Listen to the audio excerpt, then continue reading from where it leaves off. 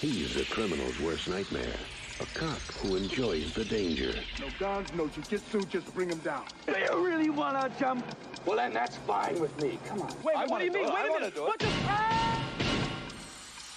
He was ready to retire. Now, he's gonna wish he had. Gun! Oh! Oh! Oh! Raj, meet your new partner. New partner?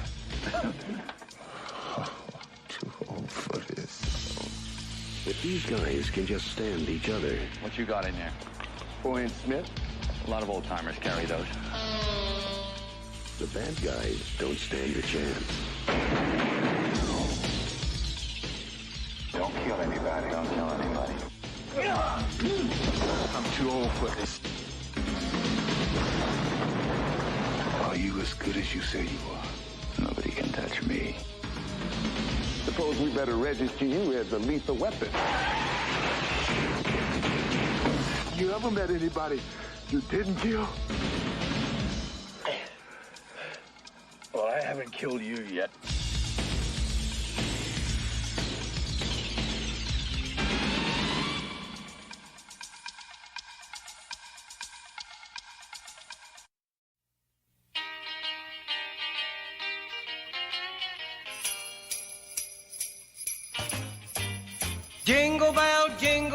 Jingle bell rock.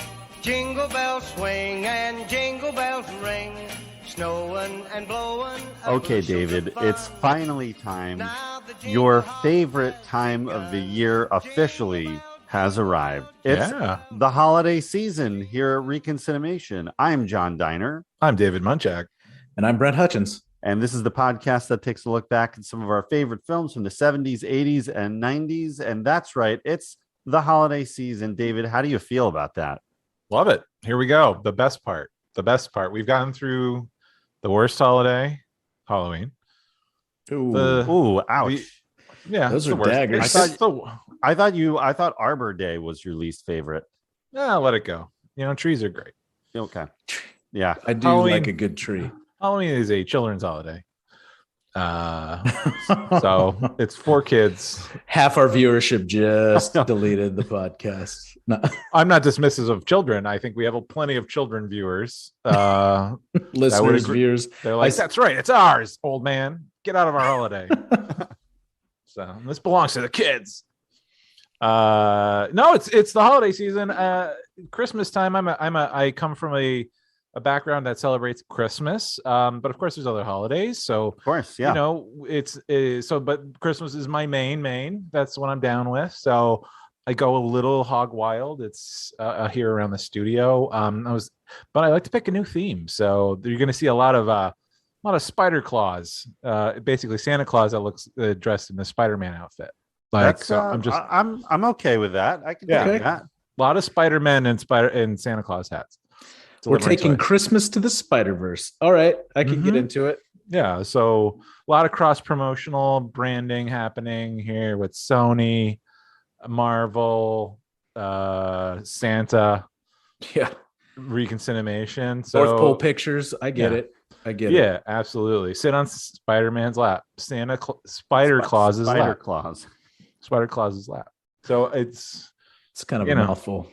Spider Claus, yeah. And I mean, it makes you think of spiders don't have claws, right? CLAWS. But that's when you hear Spider Claus, you probably think claws. So it's a little scary. But we're trying to take the power back from that. So we want to take the fear back. So get ready. It's going to be a Spider Claus Christmas. And I'm excited about that. You did such a great job as we finished Thanksgiving season. And we came out of Thanksgiving straight into Hanukkah and now heading towards Christmas. But you did a great job of getting the Thanksgiving decorations down like immediately. All those handcrafted, pieces of art, I would call it, that you decorated the studio a lot with, that you transitioned to the holiday season so fast. Yeah, I mean, well, you saw I got 5 20-foot dumpsters aligned and not saving any of the decorations, just tossing them out. You got to start fresh every year. So garbage, take it to a landfill. We're not recycling a thing. No, burn it. Yeah, all the 3D, all the 3D printed leaves, all of that. All that paint, the leaves, any turkeys that are still alive, we sent them back. The gobble knockers. After the turkey slaughter, we get the survivors get to go back to their farms. So Merry Christmas, everybody. Let's get it going. Oh, God. And with that, yes, we're coming off of some great episodes. We took a deep dive into Tom Hanks, the early part of his career, and from the Money Pit to Brent's, leading the charge on Joe versus the Volcano, and then Saving Private Ryan. And now, Private Ryan was such a heavy movie and a heavy episode that we need to switch gears a little bit and get a little bit, just a touch lighter here. So lighten it up. War is hard. And war movies, not as hard, but not as hard. This one, a lot of action. I think this is a little bit of false advertising. Is this movie that we're about to jump into really lighthearted? This is fun and easy breezy. This sort of dark stuff going on here. You know what, Brent, you're right, and there is a little bit of both in this film, and we'll get to it. But of course, we're talking about 1987's Lethal Weapon, one of the top action movies of the 80s, a debatable Christmas movie, which we'll talk about. But we did mention earlier this year the passing of Richard Donner, and we wanted to take it happened I think right before we recorded, and we didn't really prepare much. So today we wanted to spend a little bit more time looking at one of his greatest films, one of his biggest films, and spend more time talking about him and his contributions and what an impact he had. So there's a whole lot going on this episode. Mm-hmm. Yeah. Yep. Got a holiday debate. You got Richard Donner. You got Mel Gibson, I think, coming on the show for the first time. And we welcome him with open arms. I know. Controversial, to say the least. Welcome to the show. Well, yeah. Mel Gibson. We're going to talk about 1987 Mel Gibson. There we go. And we'll leave it at that. But that's fair. So Lethal Weapon. Brent, what was the first time you saw Lethal Weapon? Did you catch this in the theaters or home video? This was home video. Yeah. This is one of the. I'm positive I saw this at home. It was kind of one of the first R-rated movies my parents let me see. I watched it with my dad in his. We used to watch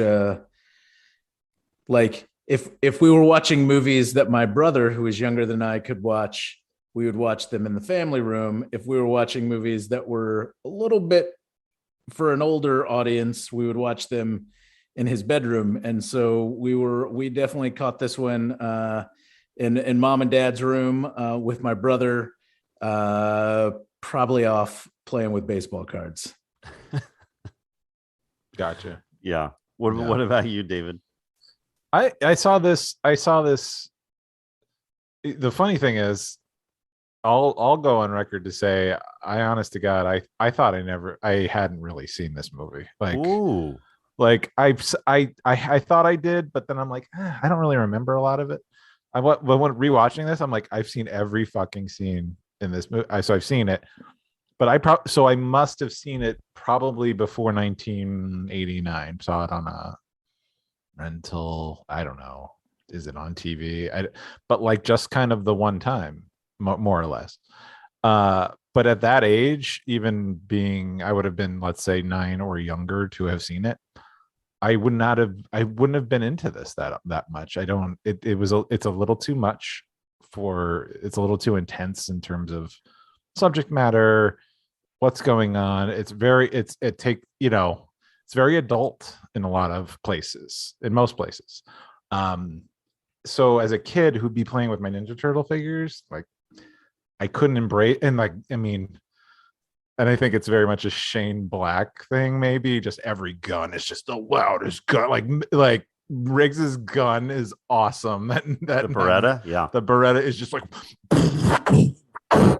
holy shit. And it's, and in terms of action sequences and stuff, like watching it, I'm like, oh, it's pretty cool. But back then, it would have been too stimulating, just too much. And but I have no memory of it. So but I've watched the sequels more than a few times each of them.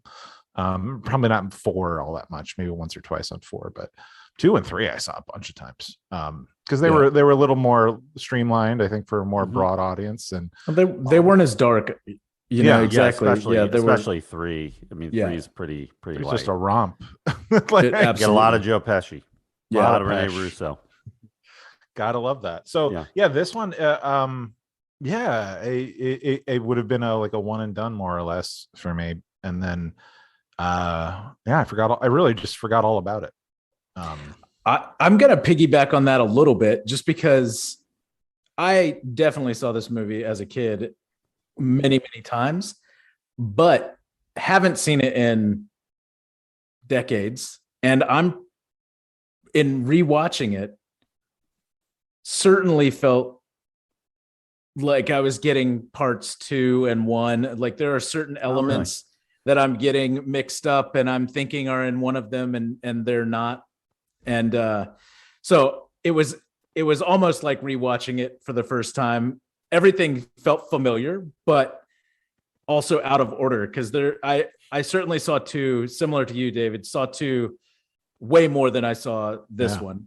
But yeah, I kept getting, I was like waiting for scenes to happen. And I was like, oh, wait, that's the wrong movie. This is part 2. This is not happening in this movie. Did you think Pesci was in this one?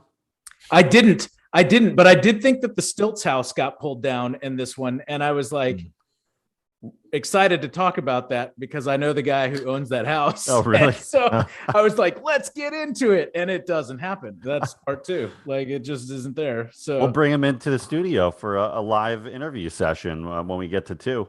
Yeah, we'll need to do that. Well, I remember for 2, like I think MTV was promoting 2 heavy, and like I'll never forget the day they shot the Stilts house or whatever. They had behind the scenes, and Mel Gibson's like, "Hey, let me show you something," and he throws a rock at the house, and then they show the footage of the house coming down, and he's like, "Yeah," like so they do this seamless thing, so it was a big joke, and I'm like, "Oh, it's hilarious!" Like Mel Gibson's hilarious. His movie's gonna be awesome. Like so the sequel was gonna hit big for the younger audiences, like for sure. Like it was heavily promoted. Like and I don't know how it was at you guys' house growing up, but leading up to Die Hard, seeing R-rated action movies was like kind of a special event. Oh yeah. After Die Hard, though, it was the floodgates were open. My parents just they had succumbed and were like, okay, you can now see R-rated action movies. We've decided it's fine, I guess. Well, that was that's exactly my experience with this movie. Very, very similar to yours. Prior to Die Hard, my dad I remember like he was home certain days during the summer. Like he would have certain days during the week off, and I wouldn't go to camp. I'd stay home with him. And those were the days that if I wanted to watch an R-rated movie or something that wasn't totally appropriate for kids, that was when it was going to happen. So like I remember Caddyshack. Like I watched really young there, the Jaws movies, like all of them, and RoboCop, Lethal Weapon. Yeah. But Lethal Weapon was like, I fell in love with it. And I think I probably saw it just after Die Hard came out because I saw it on video. Mm-hmm. And it would have been, I think, either late 87 or kind of somewhere in 88. But I loved it. I mean, this was like, between this and Die Hard, these were like the action movies, and Predator that like I would reenact them with my G.I. Joes and, just like push it to even. So like the action's extreme in this. I would push it like even further with my imagination, like Riggs was always on the brink of death, always, and then would just come back and shoot everybody. So he's the hero. Well, yeah. Well, that's that's sort of like, I was already prompted to sort of ask this question, but like, what, like we all grew up different differently or whatever, or maybe kind of similarly in different ways. But like for me, there wasn't like a bond with my dad to like, hey, I'm going to show you something super violent with like naked women and like whatever. Just as a kid, like under 10, like that wasn't, my dad was not doing that shit. Like he just, but like, is it like a bonding experience like for you guys, or is it like, Yeah, it seems, for me, it seems weird, but I don't know. Like some things I feel like don't belong in that gap from a father, like, but that again, the way I was raised, right? So like a father to a like a young kid, like let's bond over this thing that you really can't even understand as a child. Right, but as a kid, were you so? For me, it was a bonding experience, but it's a bonding experience because my dad took interest in it because he knew that I was interested in movies. Like I had been interested in movies, I mean, from the get-go, right? So even though I was young at this, like I was always wanting to see movies and always wanting to see stuff. And I was asking if I could see things that I wasn't old enough yet to see. And I was kind of pushing the agenda there. And I think that he intentionally showed interest in it so that we would have this thing to bond on, because, you know, like I played baseball as a kid. I was not very good. He was a baseball player. My brother was a baseball player. They bonded over that. He would coach the team, but like we didn't have that same thing. So there was this thing that I was really into, and he was like, well, let's watch movies. Let's do this together. My mom was the same way, you know. She took me to all sorts of movies, but my dad, you know, we would do the double features. We would do the kind of the adult R-rated movies. I don't want anybody to get confused when I say adult. I mean R-rated. didn't go that far. We didn't go that far. But yeah, it was certainly a kind of a bonding experience, but it's because my dad took initiative to do that because I was so into it. Whereas I don't know when you were growing up as a child, like totally if you were really into movies, right? You know, I know wasn't. John and I were. So right. So and that's what it must be. It's like it's not just entertainment, it's like movies. So, you know, there's so many movies, right? There's so many different movies to experience together that cross genre and you know, decades and like culture and all that. So seeing something from seeing a war movie versus seeing seeing an action movie of the 80s, like they're all in the same, it's all in the same pot of, it's a movie. It doesn't necessarily matter what kind of movie, in a sense, like something you might be into, but so it doesn't matter like sort of the content, right? It's about the movie experience rather than let's watch this like violent titillating movie. Like, yeah, absolutely. I mean, as a kid, I remember we've talked about it a little bit in the past, but you know, there were like 8 VHS films that I remember as a kid that we had and we owned. It was Star Wars. It was Arthur, Up in Smoke, the Muppet movie. Nice. It was 10. It was Airplane. And then there's a couple others that were not ones that for whatever reason, it was like, what was On Golden Pond was another one. Wow. Oh, wow. And so there were like these 10 movies that I just always remember us having, like from existence. Yeah. And, you know, and so I would get into those and I would watch them. Some of them were fine. Some of them, my parents would be like, no, you can't watch that one. But I was always curious. And then, you know, like it just kept kind of growing from there.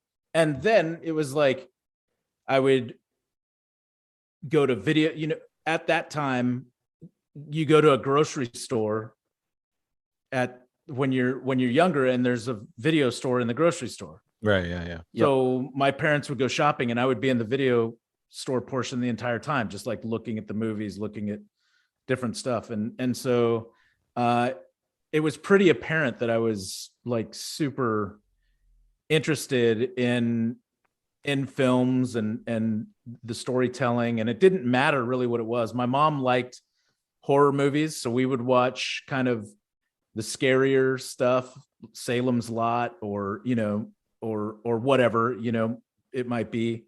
And my dad was not into that. He didn't like scary movies at all, but he was like, I'll watch action movies with you. And so, you know, that just kind of became our thing. And that, you know, we would see other things together. I mean, we saw Mannequin at the theater. We saw, you know, I mean, we used to excellent choice. Yeah, we used to do double features all the time. And but it was, yeah, you know, again, you showed interest as a kid, and I think my parents were always looking for a way to kind of connect. So yeah, so that's how we ended up there. That's the same with my family. My family were not the best communicators in the world, so a lot of the passage of time was done by going to the movies. I went with my grandma, saw a lot of movies that I was probably too young for, but went anyway. And then with my dad, it was just renting the movies, you know, Friday night, bringing movies home for the weekend, and you know, or just watching them when he was available. But instead of like sitting and talking, you know, we just sit and watch a movie together. So this was Lethal Weapon was the first movie that he let me see completely without my mother's permission. Like, she had said, do not let him watch Lethal Weapon and RoboCop. And those like the next movies we watched. Of course. Yeah. Yeah. It's no problem, honey. Bye. Have a nice day at work. Johnny, get over here. Yeah. I think for me, like growing up, I think that's the difference of like, you know, the consumption of things. It's just that entertain. It's a little more broad based, like entertainment. Like, so, you know, if you have some time off and like, oh, watch a movie tonight or whatever, but it wasn't like, I mean, we go to and once rental stores became a thing, like, yeah, we would go to the rental store every weekend, like to grab a movie. And what was your local video store called? Do you remember? Electric City Video. Ooh, great name. Oh hell yeah. And then we didn't go to Montage Video, but there was a couple locations in the area. And then once Blockbuster came, what was up? We were a Blockbuster family. I was so my father and I had to go to either a pharmacy or the grocery store at like, I don't know, 9:00 at night for some reason. And the first Blockbuster in the area had just opened up. I'm like, Dad, let's get a membership. Like, let's get a membership and we can rent movies. And he's like, I don't have my ID. He didn't have his driver's license. I'm like, and then there was a Sports Illustrated in the car with his name on it. I'm like, let's use this. Like, it's got our name and address. You got your name and address. And he humored me. Like, okay, we'll try. Like, it's not going to work. And we walked in. He's like, listen, I don't have my ID.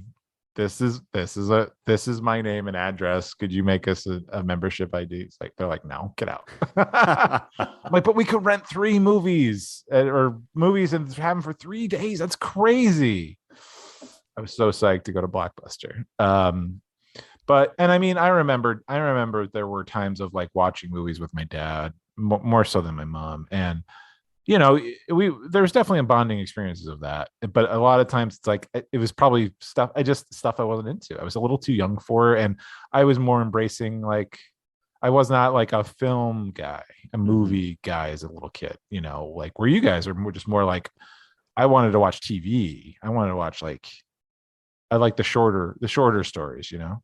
So for me, like a movie was something different. And like, it was just like a thing to consume here and there, you know, not to keep exploring. So I mean, I'm sure that comes off very apparent when if you listen to enough of our episodes together of like where we're coming from as movie fans or whatever. And like, anyway, I just like, to me, like that it's weird to, not weird, but like to share something with like your adult parents that again, the age gap, like, you know, you just don't even understand shit at a certain point, but you know you like it or whatever. But like, we didn't really have that. So I would watch movies mostly action with my dad, and he loved them and they were cool. Like I liked action movies for sure, but when it got into heavy stuff like Lethal Weapon really does, it like that was. I mean, I might have seen it with him, to be honest. I don't remember, but I definitely don't. I don't. I didn't come back to it, and again, it's just like it's a little much. I mean, the opening scene is like a woman who's on drugs and she's nude and she dies. Like holy shit! All of that happens. You're correct, David.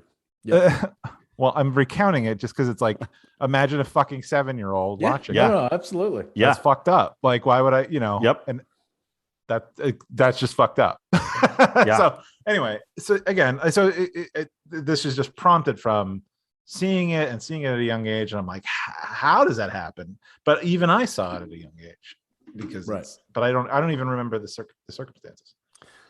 So we debated back in the I call it the PBE, the pre-Brent era of ReconCinemation. We did our first Christmas episode was on Die Hard, which you can hear in the archives at www.reconcinemation.com. And on that show, David and I, it was the first great debate of ReconCinemation where we discussed whether or not Die Hard is a Christmas movie, as that particular year that discussion was hotter than like it ever was for some reason on the internet. And all yeah, that. like 2018, like that, everyone was just going back and forth about it. So so did we. And Lethal Weapon is, well, I guess, what do you guys consider a Christmas movie? What defines a Christmas movie for you guys?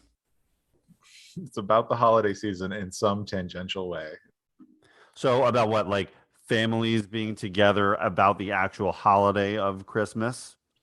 But celebrating it, but with the idea of the whatever is defined as the spirit of Christmas, the not just, this thing happening in the background, which is very much what's happening in Die Hard and much more so in Lethal Weapon. It's something that's happening in the background. It's not really about what Christmas means at all.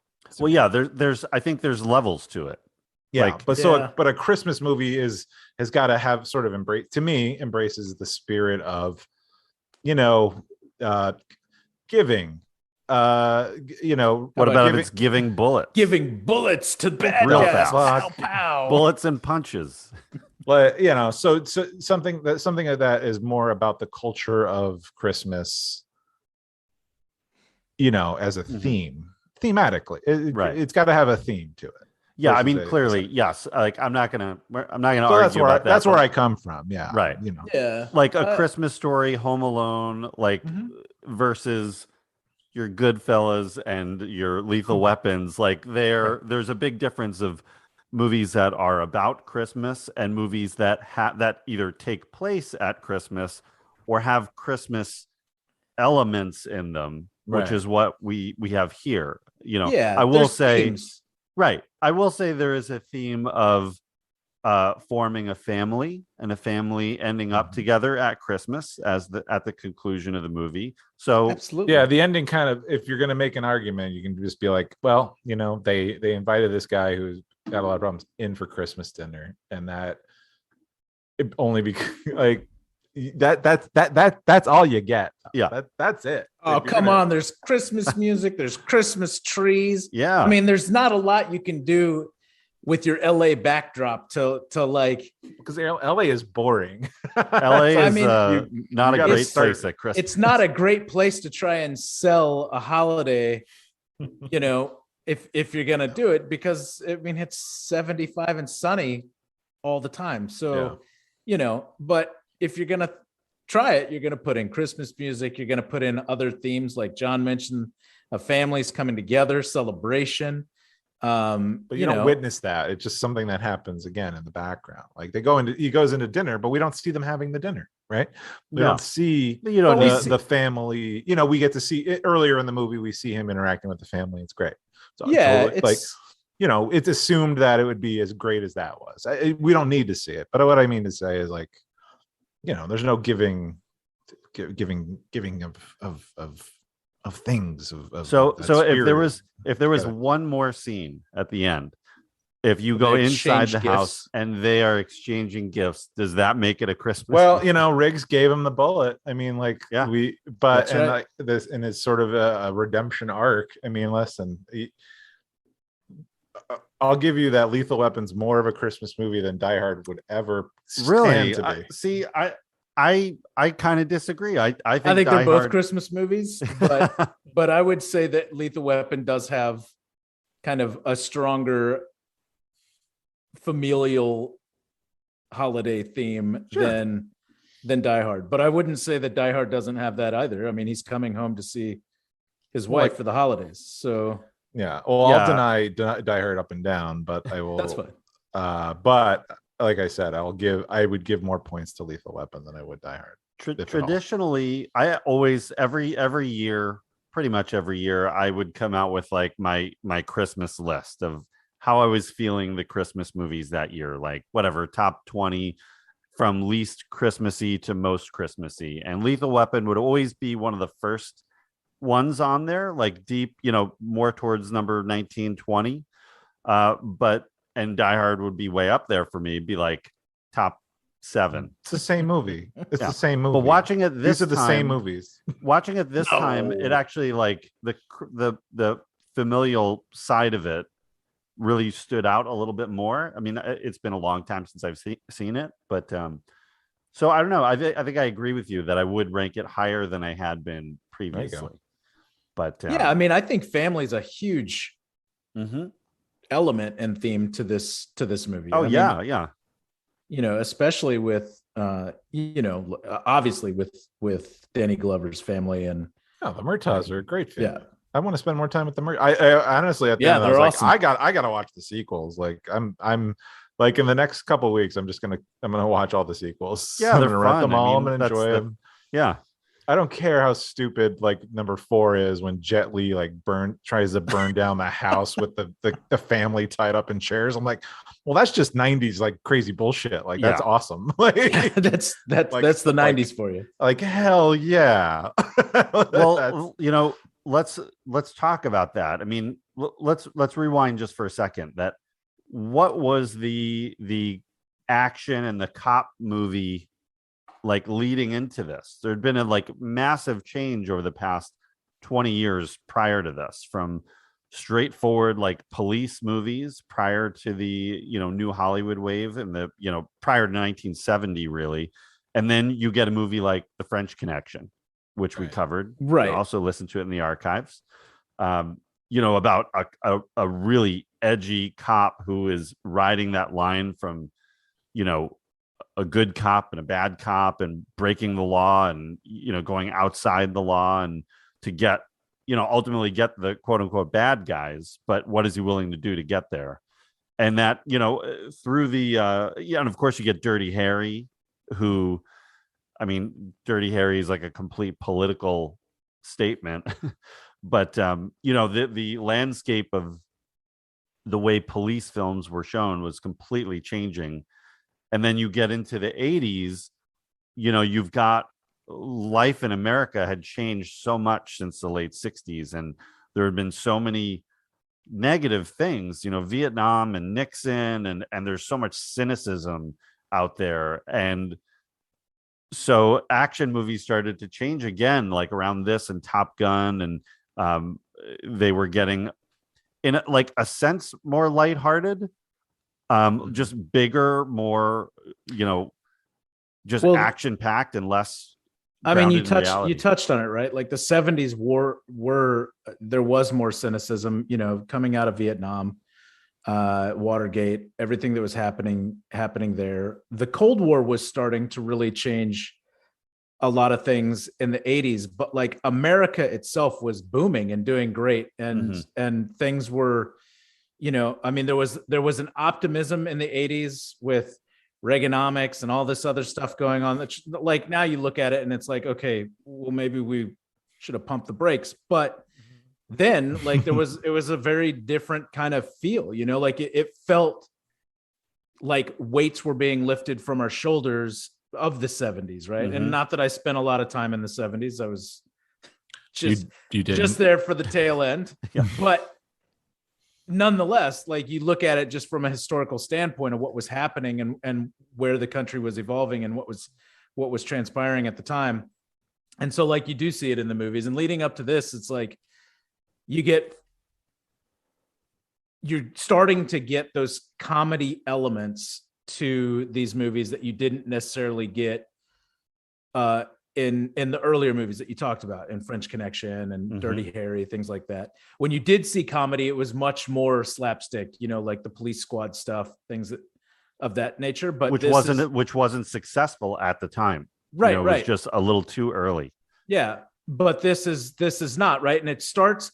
I think I know, and a lot that we read or talked about leading up to this, like 48 Hours gets a lot of credit, but I think even before then, it's like Beverly Hills Cop. Like the first Beverly Hills Cop starts kind of introducing like that comedy action. 48 Hours was first, and then that led to Beverly Hills Cop, and it's like a path is being created.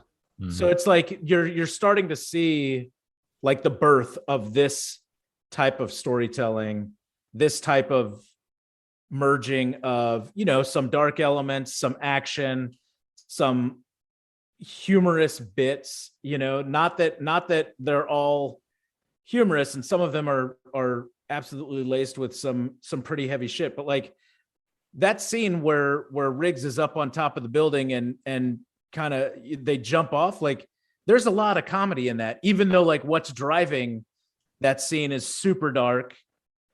Scene itself is pretty hilarious, like, and if you put it, like, if you look at it, like it's bananas. Yeah. So, I mean, and it's also like the third, they're really kind of putting it right in your face about, okay, Riggs is suicidal. We know this is the third scene where we're getting shown that. Well, right. What's really interesting, I think, because the follow-up scene from that is when they go into that shop and he's like, they have like the little standoff, and Danny Glover basically saves his life. It's that moment where Riggs pulls the trigger, and if Danny Glover hadn't thrown his hand in between the hammer and the bullet, like Riggs would have shot himself. It's also the last time you see them really focus on the suicide element of it. And I thought that was I noticed it particularly in this viewing, and I wanted to talk about it because I find it very interesting, because a lot of times when you read or hear about people who are suicidal and attempt to take their lives and survive afterwards, like immediately after they do the thing that's supposed to take their lives, like a lot of them share the same story where it's like, I regretted it and I immediately wanted to live. And I think it's interesting in this movie that they have that moment, and then after that they don't bring it up anymore, and it's more like he's come to terms with it and he's had that moment, even though it's unspoken, until the very end when he gives him the bullet. And I was like, man, that's pretty cool. Like it's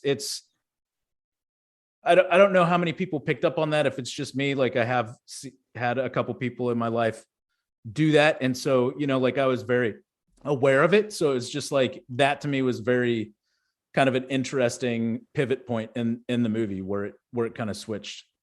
Yeah. I want to come back to the darkness of this movie compared to the other ones, and sure. Riggs in particular, and just the depth of the two main characters.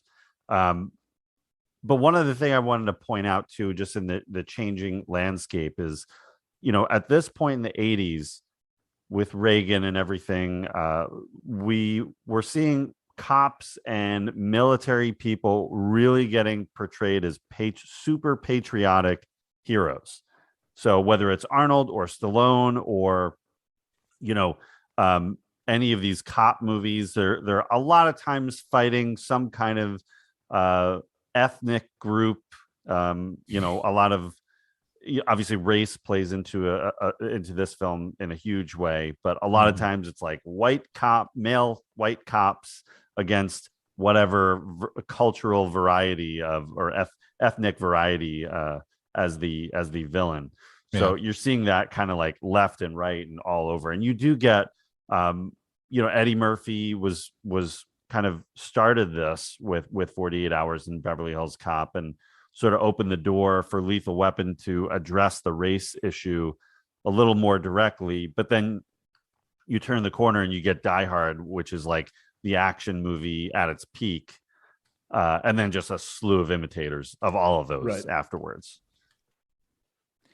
Yeah, I think, for me in this movie, like I think the relationship between Murtaugh and Riggs is, even though it takes a minute to get there, like I think it's great. Like their chemistry together and how they feed off each other and play off each other is great. And I love that, like Danny Glover's family is such a it's so solid. It's solid as a rock, and they're, it's a beautiful family environment and family,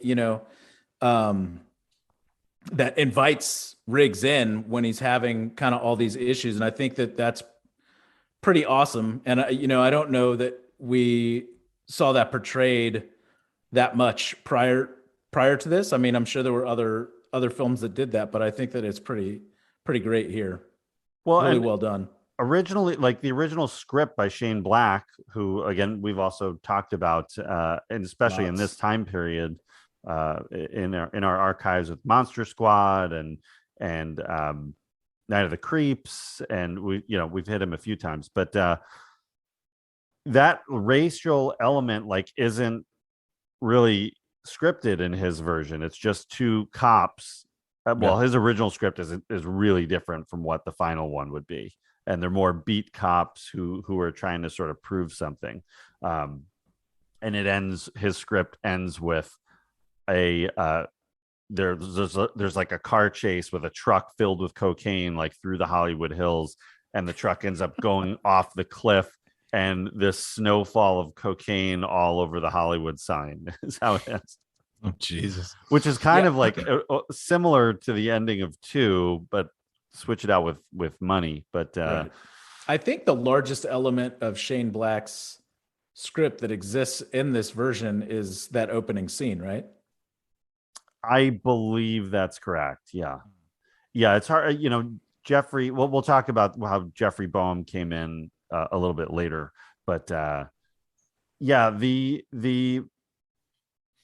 it's all about their characters and their, the Riggs and Murtaugh and their relationship and the polar opposites of that opening of what their home life is like. And Murtaugh is just turned 50. He's looking forward to retirement so he can go hang out on his boat and be with his family. And Riggs has like nothing. He lives in this really like rundown trailer or mobile home on the beach with his dog, and just like booze and cigarettes and guns probably everywhere, and we get that fabulous naked butt shot for Mel Gibson. All right. A lot of nudity right up front in the beginning of the movie, right at the gate. It's the 80s, man. But so Shane Black has a pretty like edgy, dark script starting off here. He's pitching it around. It's getting turned down everywhere. But Mark Canton at Warner Brothers liked it, bought the script for $250,000, and assigns Joel Silver to produce. Now, we've talked about Joel Silver a lot, and we probably have a bunch more of his down the road to discuss. I mean, he was like one of the mega producers of the 80s and 90s, and he's still going today. I mean, going into this, he was very connected with Walter Hill. So he helped produce The Warriors, and then Xanadu, 48 Hours, Streets of Fire, Brewster's Millions. Brent, that's one of your favorites, isn't it? I do like Brewster's Millions. Yeah. But then Weird Science, Commando, and Jumping Jack Flash. So a lot of big movies in there, and then they would only get bigger after this with Die Hard, and then down the road The Matrix, right? Like, I mean, that was one of the biggest of the late 90s. And Sherlock. Yeah, did he do that? He did. I think he did some stuff on Sherlock and Nice Guys. And I think Shane Black and Joel Silver are kind of always paired together. Yeah, and I think as it should be.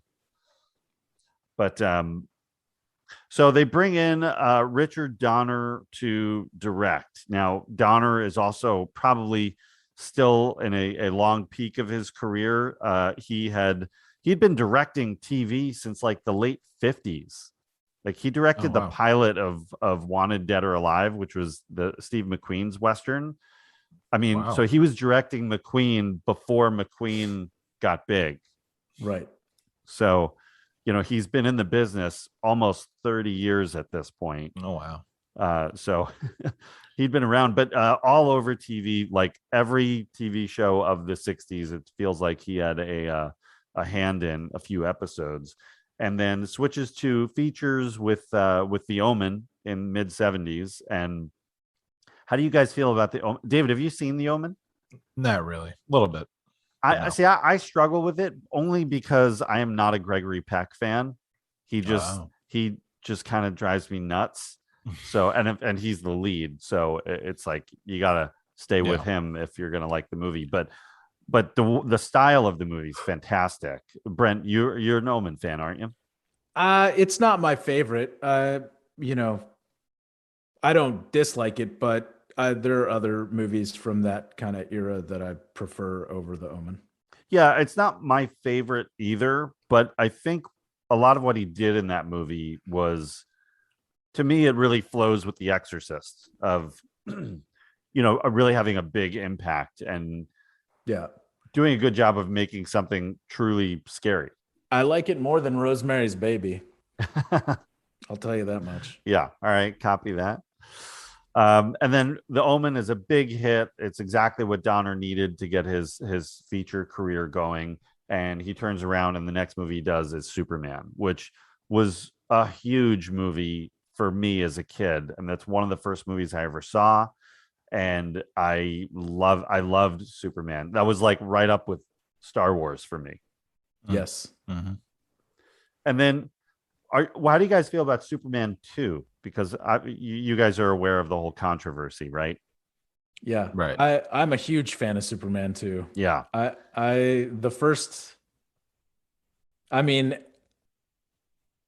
Even before seeing his cut, I was a big fan me too. of Superman 2. So yeah. No, I love Superman 2. Yeah, they do such a good job. I mean, Superman, the first Superman is such a good, it really to me is like a formula of doing the origin story. Like they really nail, obviously we've seen them struggle with Superman movies ever since.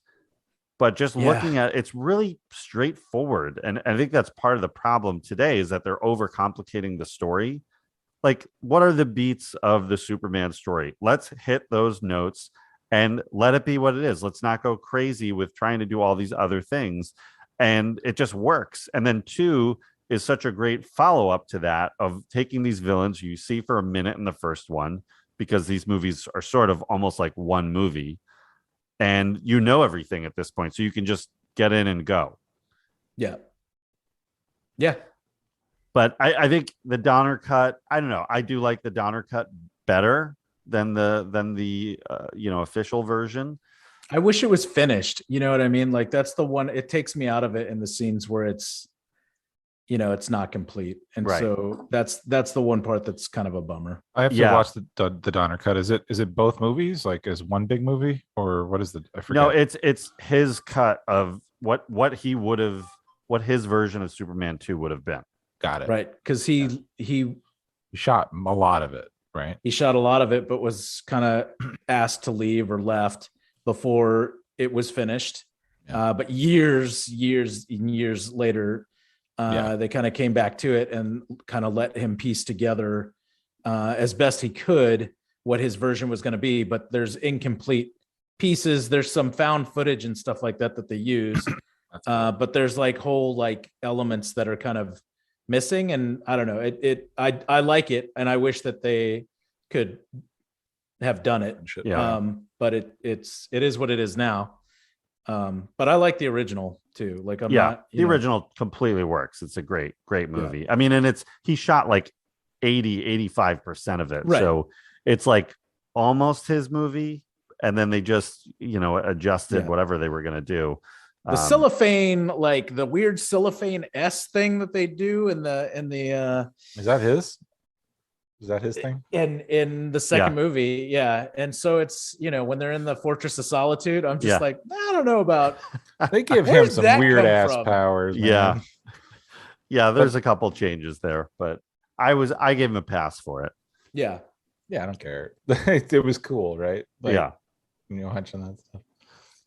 But so obviously he had a falling out with the producers on that, and was asked to leave that project early. But then, goes on to make other movies through the early 80s. He does The Toy, he does Lady Hawk, he does The Goonies, which we will cover at some point. A personal favorite here. Yeah. But and then he was going to direct The Lost Boys, and then at the really at sort of the last minute pulls out of that and just produces it, and Joel Schumacher. Joel Schumacher comes in to direct. So I wonder how that movie does have like a bit of a Donner feeling to me, that there's there is a bit of his flavor in it, but obviously it's a lot of Joel Schumacher too. But that leaves room for him to do this movie, and his career obviously was solid to this point, but this is really like cements him as the A-list director that he would stay at for the rest of pretty much into the 2000s, when he started to kind of wind it down and just produce. But he's the one who brings in Jeffrey Boehm to come in and rewrite the script, and Boehm really fleshes it out, adds more of the human, I wouldn't say humor, but like the lighthearted beats to it, pumps up the like relationship, dynamic between the two of them. He also rewrote Shane Black's script for the second movie, and then he just flat out wrote part 3. And then I think he wrote 4, but then they didn't use his script. So always kind of connected with this franchise all the way through.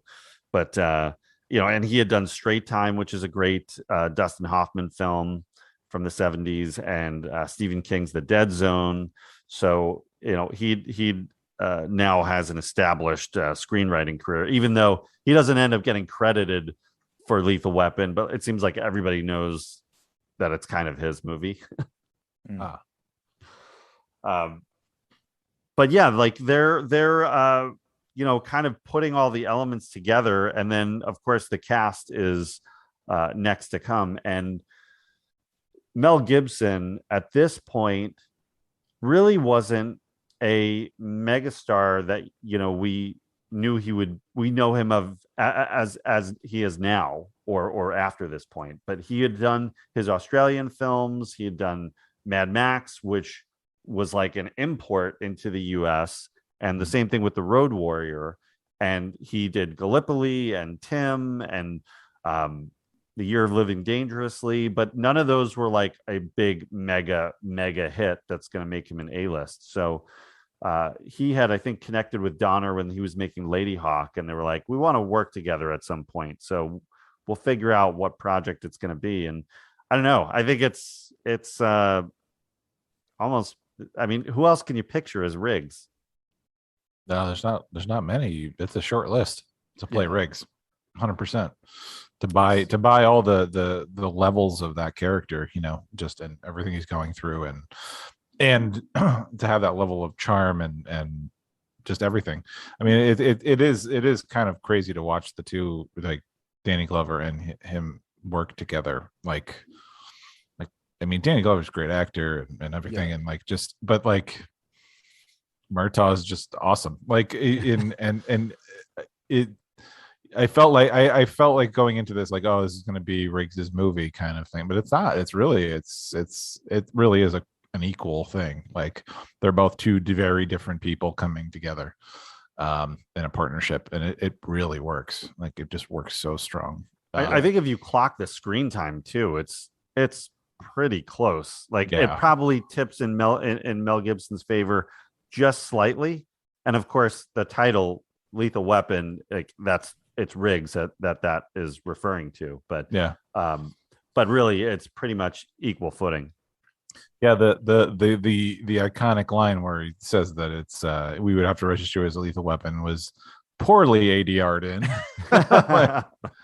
Along with the at the family dinner where Murtaugh, where he raps, that you don't see any footage of him actually doing it. You only see the reaction and an ADR the rap that they wrote in later or something. Yeah. I mean, who knows if that was completely improvised at the time or something. I mean, I just don't know. But it's like you actually don't see Danny Glover do it at all. There's a lot of ADR lines in this movie that just sound terrible. It's it does take you out a little bit when you can hear that, just a different level of the sound quality. Yeah, it's like, oh, that doesn't sound like he did 10 seconds ago when he was talking. Yeah. But I mean, it was hard to capture things the way you can capture it now. So yeah. And Danny Glover going into this was really like he had just done really supporting roles. He did Places in the Heart, Witness, where he's one of the villains with almost no dialogue in that, Silverado, and then The Color Purple.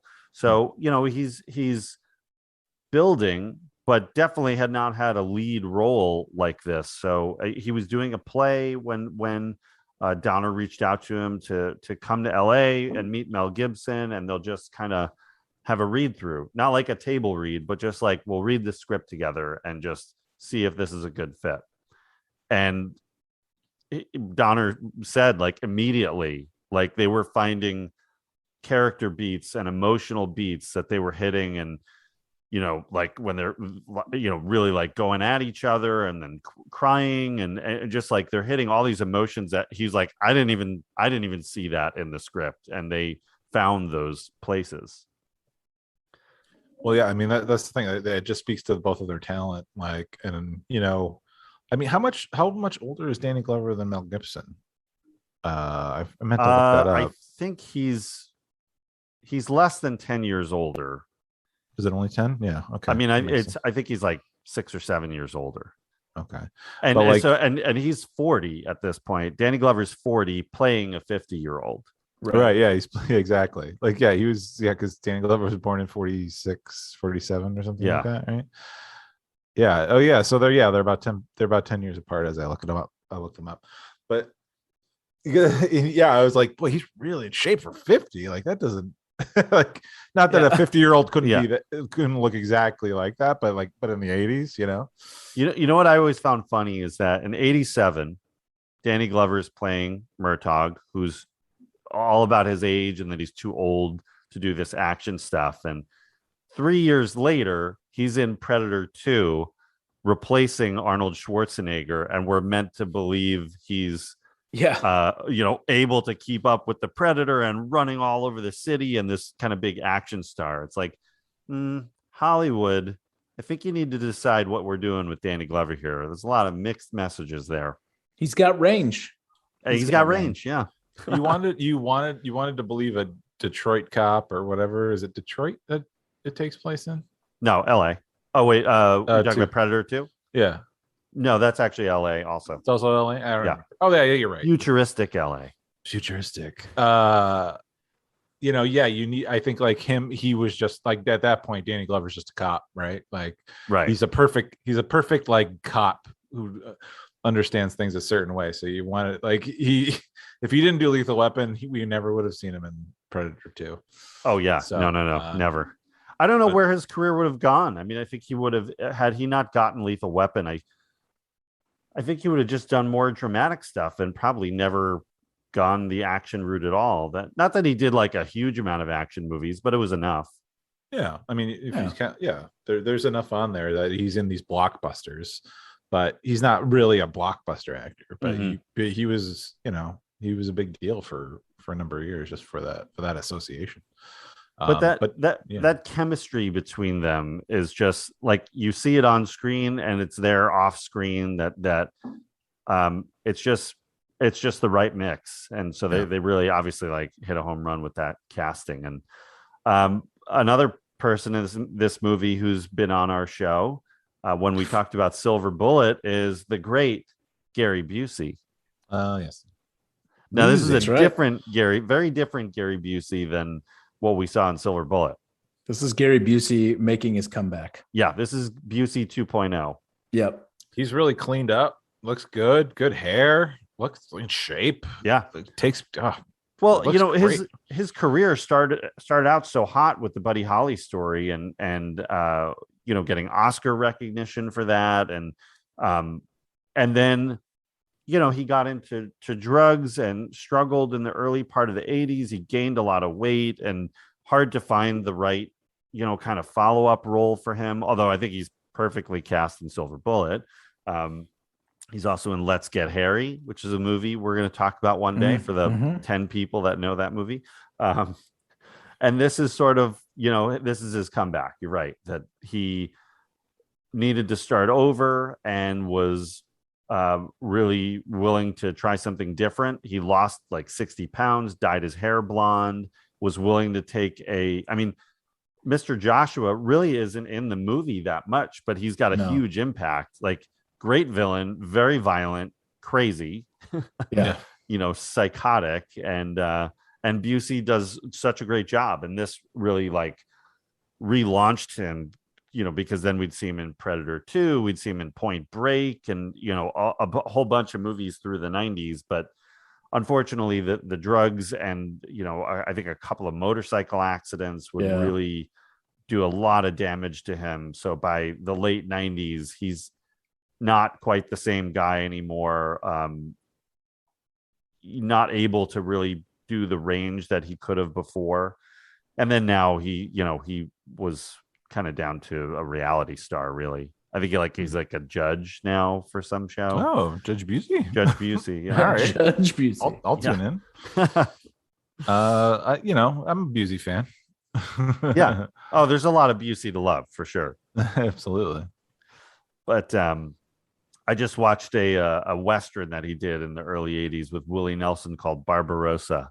Very interesting Western, but it was good role for him. But anyway, and then we've got a lot of other great, we'll just, run through some of the other names. A lot of great Hollywood talent in this movie. We've got another ReconCinemation legend in this movie. That's right. And that is Mr. Tom Atkins is back. Tom Atkins, back. Hall of Fame ReconCinemation. First ballot Hall of Famer. First ballot, absolutely. Great to see him as the distraught father who's actually dipping his toes in the wrong place and pays the price. Yeah, I forgot all about that he, but just good to see him, in this huge movie. Tom Atkins was always busy, but you don't see him a lot in the big mainstream things, right? And he's sporting the sweet mustache. We saw a couple of movies with him without it, but it's here and in full effect. Here we go.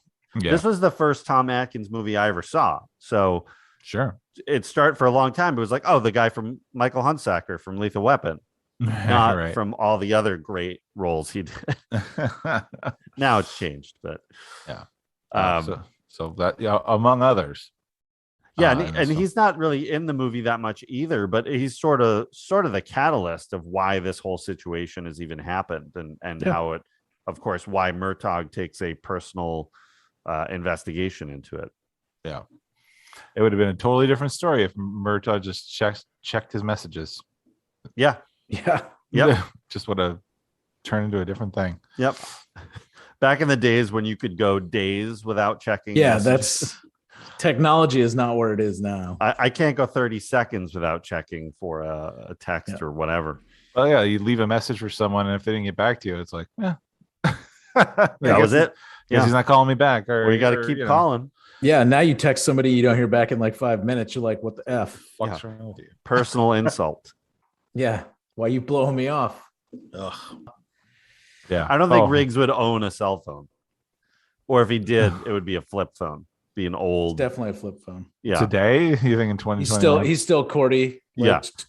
I love a T9 word. T9. Yeah. And Murtaugh would have a Nokia, one of the old Nokias that no reason to get rid of it. Still works. Still robust. Keeps a charge. Let's see. So we've also got Mitchell Ryan in this movie. Great character actor. We saw him in Gross Point Blank, and another person who, you recognize his face from a million movies. Mm-hmm. Darlene Love, who plays Roger Murtaugh's wife. Another a big Christmas element is just having Darlene Love in the movie, because she sung so many, great Christmas songs in the late 60s with the Phil Spector sound wall of sound movement. So great little tie-in there. And we've got Mary Ellen Trainor, who is the mom of the 80s, as the psychiatrist. Yeah, the psychiatrist in an open cubicle office, telling Riggs's boss that he's crazy. He's suicidal and psychotic.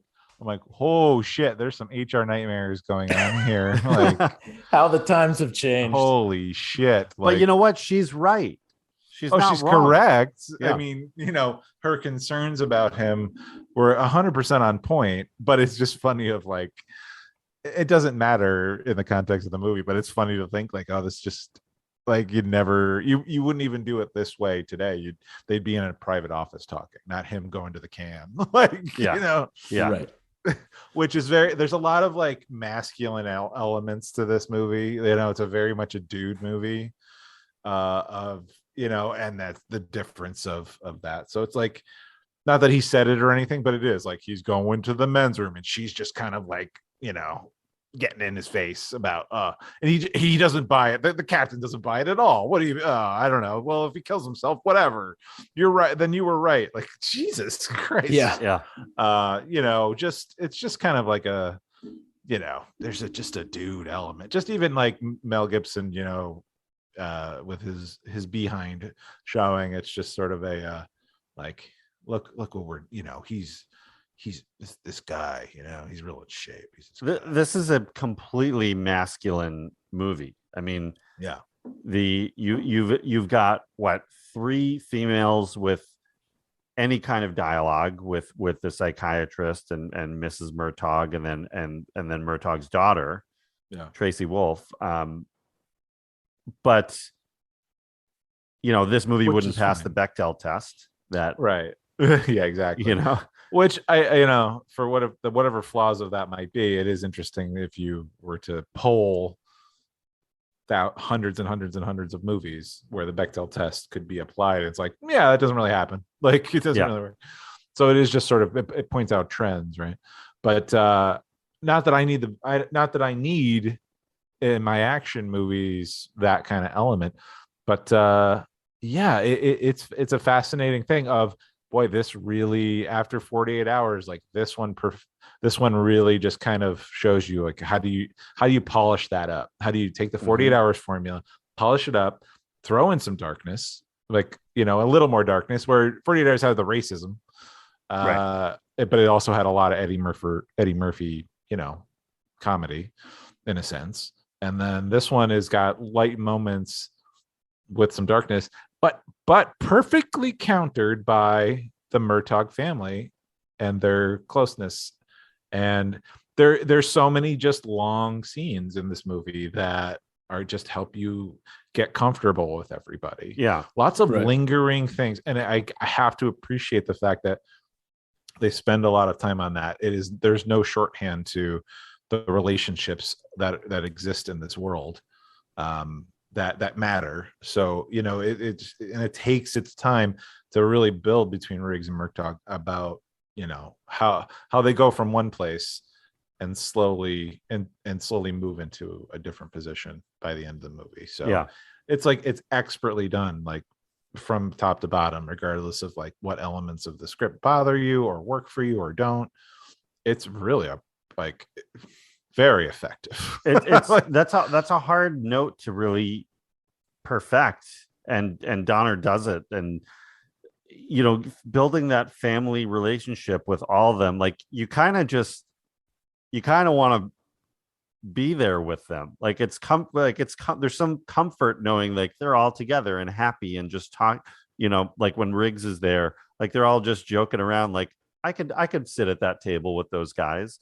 And they did a good job all the way through the franchise. Like, I'm a sucker, I'll admit it, that in the 4th movie, when like the end of the movie, when they're all together and you get that kind of like, this is the Lethal Weapon family shot.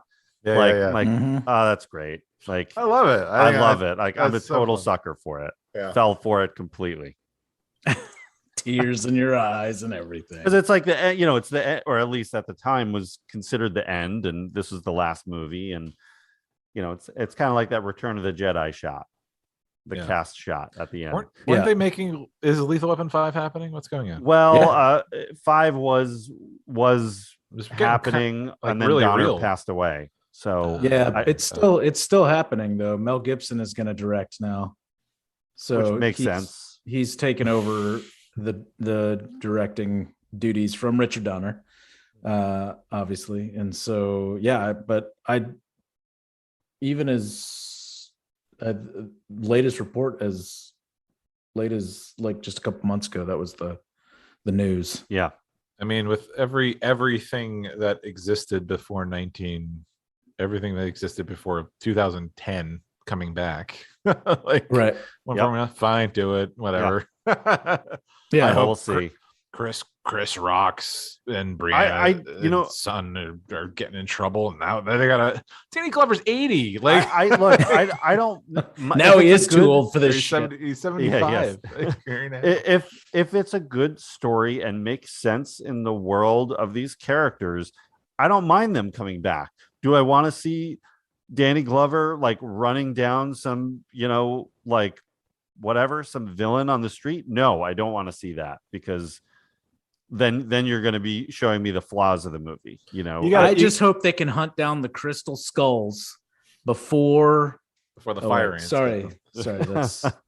But I mean, you would think the sensible thing to do is a passing of the torch thing, like a new generation of cops doing shit, and with cell phones, and then Riggs and Murtaugh don't understand texting, even though it's been around for 20 years. It'll be interesting. It'll be interesting to see how it all plays out. What do you mean you have a podcast? What's that? I'm getting too old for all this. So let's talk about the plot of the movie. Does the plot make sense? I mean, David, can you sum up the plot and just kind of walk through it real quick of does it make sense to an average viewer? Is it too complicated? Is it not complicated enough? No, I think no, it's pretty. I think it's pretty straightforward. Of a one detective who he's assigned a big case just as, or he's assigned to a case just as this other cop who's had problems gets transferred in, and they're forced to be partners because it's the only way to kind of make sure he doesn't get put in different dangerous situations. And it's about an investigation that turns out to be part of something bigger than neither of them expected. And they find that I don't know, it kind of works. I don't know, it just works. Like it's them doing their job. Where this is huge. This is whatever all this is, and they don't get too deep into this thing of where the heroin coming into town that happens twice a year, obviously a big deal, but they found themselves like just caught up in something way bigger than an unfortunate homicide or a drug or small time drug deals. So that's not really a plot description, but it's just I think and then there's some conveniences where Riggs is special forces, and a lot of these mercenaries are part of that, and there's like it would have been a little too convenient if Riggs actually like worked with these criminals. Right. But at least he actually had an awareness of Ryan Mitchell's character. Well, they had like crossed paths in Vietnam, right? Yeah. So there's history that comes up. It's not just like being a cop and like solving a case. It's like we learn that Riggs is he's one of the most elite snipers in the world, which fun, great, convenient. It's definitely very convenient, but makes for some great sequences. I don't know. So I think it's beat to beat all work without being too convoluted or anything like that. I mean, I don't know what you think, but well, I think it's best not to ask too many questions, which I think they actually allude to in the movie with with some of the dialogue when they're like, oh yeah, that's pretty thin. When they're talking about when they're going to see the other prostitute. Well, Yeah. And all that. From a screenwriting perspective, like them figuring out that the actual prostitute who was a witness is the probable perpetrator. Like that, there's nothing that's It's there. pretty thin. There's not even like a clue that would clue them in. They didn't Yeah, no, find it's a complete guess. complete guess that turned out to be right, I guess. So Yeah, they never fully answer that question, because when they go to investigate her house blows up with her in it yeah, as they walk up to it. so that's Before. and it's not like, and it's an explosion which never happens. Like they couldn't kill her. They're special forces. They couldn't find a subtle way to kill her. They had to Draw attention. like a gigantic thing that would have an explosion like that, and then finding like the evidence of It certainly wouldn't be a Lethal Weapon movie if there weren't explosions. Oh yeah, They're Houses setting that explode. trend early. yeah. Houses explode in every movie, I think. Yeah. Right. Yeah, That's what they do. explosions- I mean, they make a whole thing about it in later movies about the explosions. I mean, Yeah. doesn't the opening of the second movie, or maybe it's the third movie, they're like diffusing a bomb, and Third, yeah. Yeah. I think it's the Oh, third. that's right. I mean, it's just like a whole thing. Yeah. Yeah. But I don't know. I think they do a great job of like taking what appears to be a straightforward suicide and unraveling that story to blow up into something much, much bigger, involving like international drug dealings Right. with, secret military groups. But yet at the same time, it's still just the two of them investigating it. Like they know how big this goes, and they never ring the alarm bells with the rest of the police Tell force. somebody. Tell anybody. Like maybe this is where like the FBI should step in or something like that. And nope, just the two of them are gonna take it home. Well, So, that's the latter half of the movie gets a little silly for what it is, and just like, well, we need to find out what they know. And I'm like, well, I mean, because it's personal. but like at a certain point, they would have just killed everybody at the dry lake. Like that's it. Like there's no like really, and then it's just like, well, let's just move stuff for a little bit. Like I get it. Like you could imagine that Tom Atkins would have said everybody who the players are, where you can find them. I get that the villains would be like, we have to know if he actually told them, but it's just like they straight up murder him and then try to kill. But why kill Riggs? And then like, well, Murtaugh's the one we have to save or keep alive, and Right. why not? You could have kidnapped both of them. You could have just kidnapped them. Like it gets very Hollywood in terms of everything at that point, even though we've seen a lot of crazy shit. Like it's very Hollywood of this story. Well, but at the time when this comes out, though, I mean, they're establishing it, right? Exactly. Like that's the thing, exactly is that this was new at the time. Mm-hmm. Since then, we've seen it 5 billion times, Right. Oh, yeah. and in so many much times. worse ways. But this is like, you're along for the ride. It is kind of like a roller coaster that you're in with these characters, and you're just moving forward at a fast pace. Like this movie, it doesn't slow down, and I appreciate the way it's shot. It's shot so much different than modern action movies are. Oh, yeah. We talked about Private Ryan's influence on action movies and how they're conceptualized and filmed.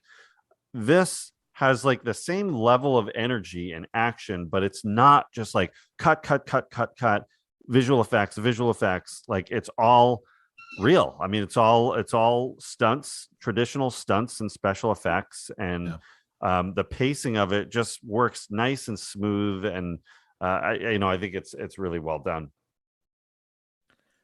Yeah, that opening scene when the Amanda Hunsaker character jumps off the balcony, like, You mean right after we're hearing beautiful Christmas music? that's correct. Yeah. That's exactly the scene I'm talking about at the beginning of this holiday movie. Mm-hmm. No, but I was fascinated by the practical jump off the building, Yep. like nowadays it would all just be done with special effect, like CG and all this stuff.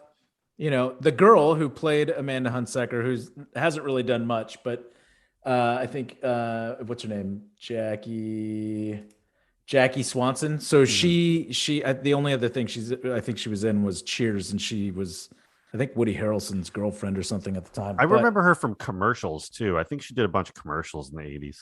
Maybe.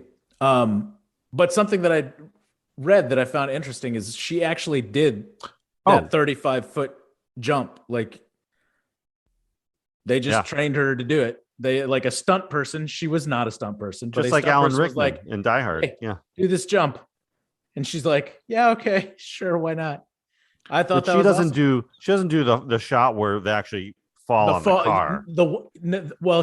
She jumped on a air mattress. The one where thing. we're looking up at her and Exactly. she kind of floats. Yeah.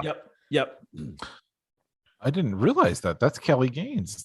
Kelly's a big character on Cheers. Yeah, exactly. Yeah, but those are the only her? two things. Yeah, those are the only two things I think she really did. She was a model. I see. For I think Polo maybe or that's so Ralph Lauren. weird. No, she did like dozens of episodes of Cheers. She's in like 28 episodes of Cheers. She's lovely. She was very funny. They wrote good material for her. But that's a shocking opening to a movie. I mean, you're just you're seeing this beautiful woman, right? You get nudity right away, and clearly like there's drug use that's happened, and then a shocking suicide, and then paired with that shot of like where they just dropped a camera off the side of a building and like let it roll. Like, well, and you see you see a person land on top of the car, the windows. I mean, it's pretty, I mean, they don't do it the same way anymore. No. And that's in most cases, unless you're Tom Cruise. Tom Cruise will do it. Yeah, but even his stuff is enhanced. Oh yeah, for sure. They'll always sweeten everything up. Well, they shoot it in a very particular way to really exploit how this is real. Yeah. But like, wasn't that one shot though clearly a mannequin falling? I mean, there may have been one, below. But the one where landing on the car is a stunt person. Yeah. Sure. Yeah. But like, okay, so she jumped like a few stories out. She does that shot. Yeah, there's like that first shot where she first jumps off the ledge. It's like almost from behind. Like we're on the floor behind her. Right? No, I think you're looking at her, and it's like almost like slow. It's slowed down. It's not like slow motion, but it's slowed down a little bit. I think that's the one. Then she lands on. It's like over a 30-foot drop, man. Yeah, like that's wild. They would never do that again. They would never do it just because it's too unsafe. Like they wouldn't do it. Safety has changed, although we've clearly had some issues with that this year that we won't get into. But when went for real professionals and the bigger budget projects, like safety is like a huge thing to take seriously. Should be paramount. Yep. Because they write the craziest shit in these scripts now. And you got to do it the right way. But and then after that scene, we get into meeting Murtaugh, meeting Riggs, and it's Tom Atkins' character, who is an old war buddy, Vietnam buddy of Murtaugh's. That's how they connect, and why he had been trying to reach Murtaugh because he knew his daughter was in trouble. But obviously that would link much big. That would kind of blow up into something much bigger later, and then just one thing after another, and the action sequences are just so good here. I mean, I get that the dry lake scene is a little bit over the top. It's well executed. Oh, the whole sequence is great. Yeah, but like it just doesn't make any practical sense. Like why if they thought Riggs was dead, why don't you just shoot Riggs again? You didn't want him alive to begin with, so, right? Well, let's bring this guy who just killed 10 of our guys. Yeah, we'll bring him in. Yeah, it's fine. And that's so things happen because the script demands it, not because it makes any sense. Right. Which that's the thing. It's like, well, we got away with that. People are entertained by it, so we can keep doing that. We don't have to make a lot of sense. Like toward the very like the climax of the movie where Riggs makes that joke of like, what did the chickens say or whatever? Let's get the flock out of here. Like, yeah, Let's do what one shepherd said to the other shepherd. What? Let's get the flock out of here. he's not quippy. Like, and then they give him like a weird joke that like, I get the idea of maybe trying to you're lightening it, you know, because the daughter would be so like traumatized by everything that's happening, like him just trying to be kind of like funny in a sense of like keeping it cool, but it just doesn't work in context to me. But then I'm like, how quippy is he in like later movies? Does it get really weird? Like, or he gets like, more and more as they go along. More clever and clever. I'm like, okay, so they're planting the seed. Like, they probably loved that line. They probably loved it in the theater. Well, there's a whole side of Riggs' character. There is a lighter side to it. That's sure funny, and you know, he jokes around and he loves the Three Stooges. And I know, but let's just get the flock out of here. And like, it's a death. It's life or death. Like right there. Like just murders happening. I'm like, oh, that's okay. That's a little out of place. Like, yeah, to me. Not saying it doesn't work, because again, this is like the first time you're seeing all this shit in a movie kind of put together. It's not like if he was quippy the whole time, be one thing. Anyway, it's fine. It's not, there's no perfect movie. You know, we talked about that Beretta that he's got. That was like the gun of the 80s. And I supposedly Bruce Willis's gun in Die Hard is that exact same handgun, that same prop gun. Same prop. Oh, really? Well, I mean, it's probably a real gun, but the one he tapes to his back. Yep, like that's the same gun in Lethal Weapon and Die Hard. Makes Supposedly, sense. I mean, they're filmed a year apart. They're filmed a year apart. It's the released same a year producers, apart. a lot of the same crew. Yeah, I'm sure it will. So, Makes well, sense. I think probably 10 years ago, I was like, I wanted to start. I was like, what when blogs were a thing, like on the out, like as they were fading away. But like, I always thought it'd be interesting to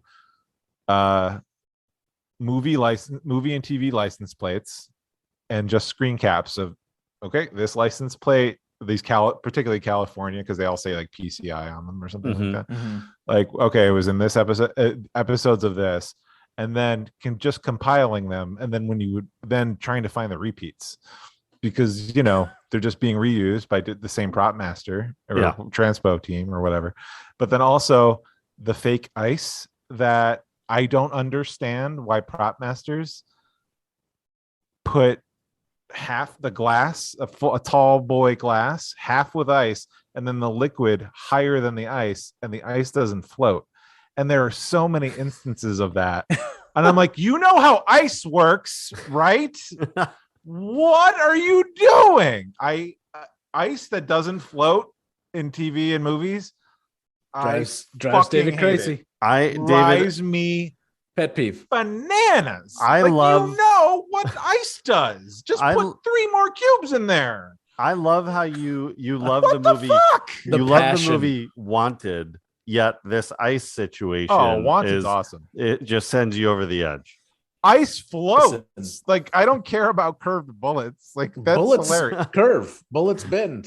You can't tell me you didn't the first every time you see the ice not floating, you don't notice it, right? Like, you notice it, right? Like, just like when an actor, I think I have noticed it, but it doesn't bother me.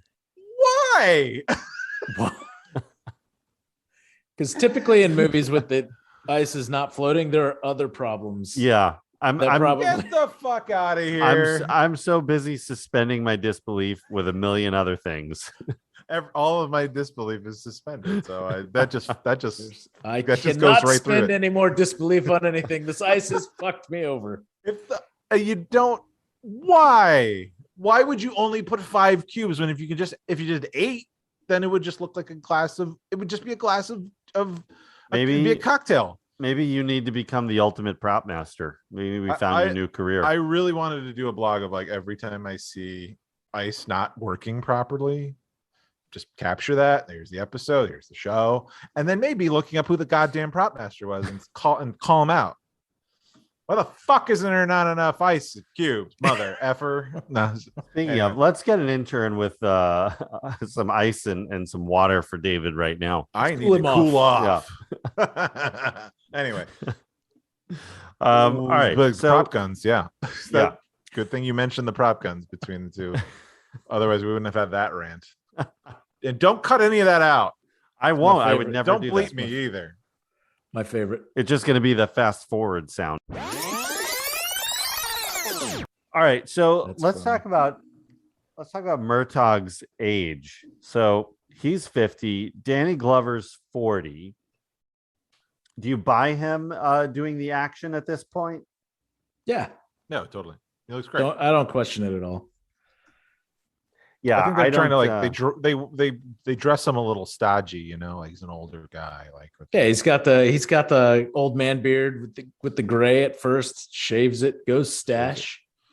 And you can tell, like, yeah, you can tell either the beard is fake or like the gray is fake. Like he's not a guy that was graying like in reality. Yeah. At that point, I don't know. But I buy the action. Like his stuff isn't too intense, but he's holding his own, and he's clearly in shape. Like he's yeah, he does. He looks good. You see him in the tub, like, you know, you see him his torso. He's you know. I mean, you're talking about a couple of guys that are part of the generation of, you know, when you watch TV shows, high school kids are 37 years old. Yeah, I know. Yeah. So you know, yeah. I don't think anybody here is going to get hung up on you know, Danny Glover being 40 playing a 50-year-old in the movie. Yeah, I think it works just fine. Now, I mean, you've got actors, you know, you got like Tom Cruise, you've got Daniel Craig, guys who are definitely on the older side doing much more intense action scenes than what Danny Glover's doing. Yeah. It's interesting how times have changed with that. Yeah. Yeah, well, I mean, like stunt design has been, you know, it's just like the envelope's always being pushed, right? So I mean, this is still, you know, this isn't so intense, but there was a lot going on here, and there was enough. Like, so him just even with the gunplay and all the stuff they were doing, like, I totally bought the two of them. That they're both a little different, you know. One of them, or you know, because they're both characters are, you know, military trained, you know, they're both in Vietnam, that kind of thing, and of different levels of intensity of all that stuff. But it's just you know, and it's funny to think, like, you know, if it was a movie today, it'd be like they'd be Gulf War, you know, the latest Gulf War veterans, you know, like is what I did in Iraq, and all that, and so, like, when this movie came out, it was just like, oh, it was less than 20 years ago they were in Vietnam. It was like 18 years ago. Like what they're saying, like they're counting years. Right. Like, you know, it's like, that's not a long time. Today, that's 2003. Like, yeah. So, you know, it's part of the culture of the time of that. So yeah, I don't know. Were you not buying it, John? Like him as I used to struggle with it a little bit more. That I don't know. It was harder for me to swallow Danny Glover doing that. Now it doesn't bother me. I mean, I think I'm so used to like now knowing that there are older actors doing more action than that. I think was sometimes it's hard for me to believe them doing it. Like Liam Neeson running around in those action movies. Like, oh my God, Patrick Stewart. I know you liked it, David, but Picard, him in those action scenes, it's like, well, it's not even him, clearly. And it's like, I don't think he did that many, though. What did there's he do? There's some stuff where he's running around. I was not like, oh, wow, Patrick Stewart's action scenes were awesome. Like, no. Yeah, you were. Yeah, you were. I don't even recall him being in an action sequence. He was around them, but I don't think he was doing a lot. He's clearly, they play his age up in the show. Yeah. But you know, you go back to Star Trek generate the TNG movies, they made him work out, they made him look good, they put him in a you know, what's the proper name of the, not the an undershirt, Mhm. but you see the arms, and he's climbing ropes and he's kicking ass. And Picard is an action hero in all the TNG movies because they clearly didn't know what the hell they were doing. Yeah. Like, Yeah. and it's a shame. Paramount, you're on notice. Don't ever do that to our boy. Were you looking for tank top? Tank top. Thank There you. you go. All I could think of is the offensive. Yeah, I know, the one we're not supposed to use anymore. Absolutely. I get it. That's what. Gotcha. I was doing a gesture on video. You saw the. Yes. Yeah, I doing did. straps. I was like, what? I know this. I know this thing. The one What's with the straps. Anyway, yeah. So yeah, the action is interesting though, because they do seem of different skill sets. Mhm. And I gotta say, with the way there's a lot of oneers in it or lingering shots that Donner just like, it's such a pro. Like the one oneer when they're first coming into the Murtaugh house. There's one at the dry lake where you're just waiting for the villains' cars to get to him from a distance, and you're just waiting, and it's like, boy, like, and not even creating like insane tension, but just enough. Yeah, you don't see that anymore. It's movies aren't shot or cut that way. No, they don't do that because like it's got to be more interesting, I guess. Like, I don't know. Give the audience a chance to develop feelings. Like, let them see what is going on and have an emotion based on that, instead of just cut, trying to keep up with what we're watching and missing half of it. Yeah. That's my. I mean, some directors are still doing it, but it's not the standard approach anymore, for sure. Yeah. Well, and there's like, and like you were saying, Liam Neeson, like, I don't think those Taken movies and anything since then are cut very well. Like, and there's that one clip of him in Taken 2 where he runs, hops a fence that's like 10 feet tall, and then drops to the other side. And like someone clocked it's 18 cuts of like a 4-second sequence. It's like, we can do better than this. Mm-hmm. That's intense. We can do better. Yeah. But it's anyway. It is something to say. I wonder, like, is it cultural where this comes from? Is it like people are just not interested? Were they in the focus groups where you have a dial where you're engaged and you turn it toward being engaged and turn it to like where you're bored? Like, would they would focus groups sort of controlling where, oh, that's too long of a shot, like I'm not really engaged anymore? But like, oh, like here's 15 cuts of an action sequence, like engage. So they're just like, do that more. I mean, or is it the way editors are coming up in as editors are becoming more of a newer generation? I think it's newer generation of filmmakers in general. Yeah.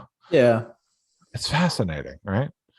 I mean, you do want like exciting stuff, but like when you live with it, you don't see it. You don't see it from an audience perspective. I guess I feel like directors, and depending on the level of talent, like you kind of have to see it with fresh eyes. And I don't know, can you, when you watch the same thing as you're creating it in post, like you're literally seeing things like hundreds of times over and over. I think it was honestly like Michael Bay who started that, changing it in that direction, because that's he comes from music videos and right. Where you're trying to tell some kind of story in like 2 to 3 minutes. So there's a lot more happening, and that's how his movies still to this day are that way. Just cut, right. Lots of different camera angles, and also why you get almost no emotion from his movies. You just get action and going forward, but confusion you don't care about anything. It looks cool. This looks cool. This is cool. Real excited about Ambulance, guys. Real excited. Is that a Michael Bay movie coming? Yeah. Ambulance. Jake Gyllenhaal. It's coming. Anyway, sidetracking, but so there's 2 other big things I just want to cover here.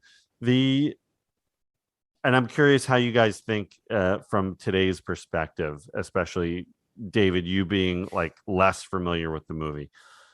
How do you feel about, I mean, the whole situation with police and the way they're portrayed now, and what the current climate is about just police in general and their activity versus the 80s cops who were super cops and superheroes and never thinking about the damage they're causing. It's not an element in the most of the stories. Very rarely was it. You look at the destruction that they're causing and probably how many innocent people are getting somehow injured, whether accidentally shot or car crashes or whatever, things blowing up. Like all those people in the club, you know, after they get captured towards the end and then escape. And then there's just that shootout in the club. And what about all the people that get shot there? I don't it feels like based on what's happened over the last few years that there's such more of an eye on that now, that kind of thing, that, you know, in the 80s it just didn't matter. They're not part of the story, so who cares if they get killed? Does that come across to you watching it now? I mean, it doesn't so much for me, but I think the thing is that, you know, I saw this movie back in the 80s when it came out. Like, I've been around for that evolution, but you know, like, I think the whole thing is about why it doesn't necessarily play as well now as it would have back then is just awareness, right? So yeah, it's all about awareness, and you know, there are things that we, you know, there's just information that we have more readily available. You know, there's just more transparency. You know, obviously people have the ability to share information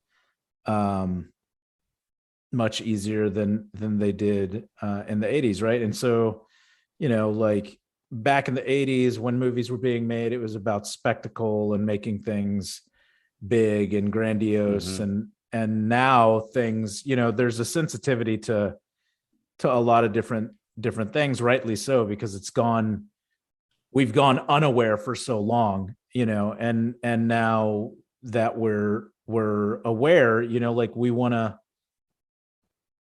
I think most people want to try and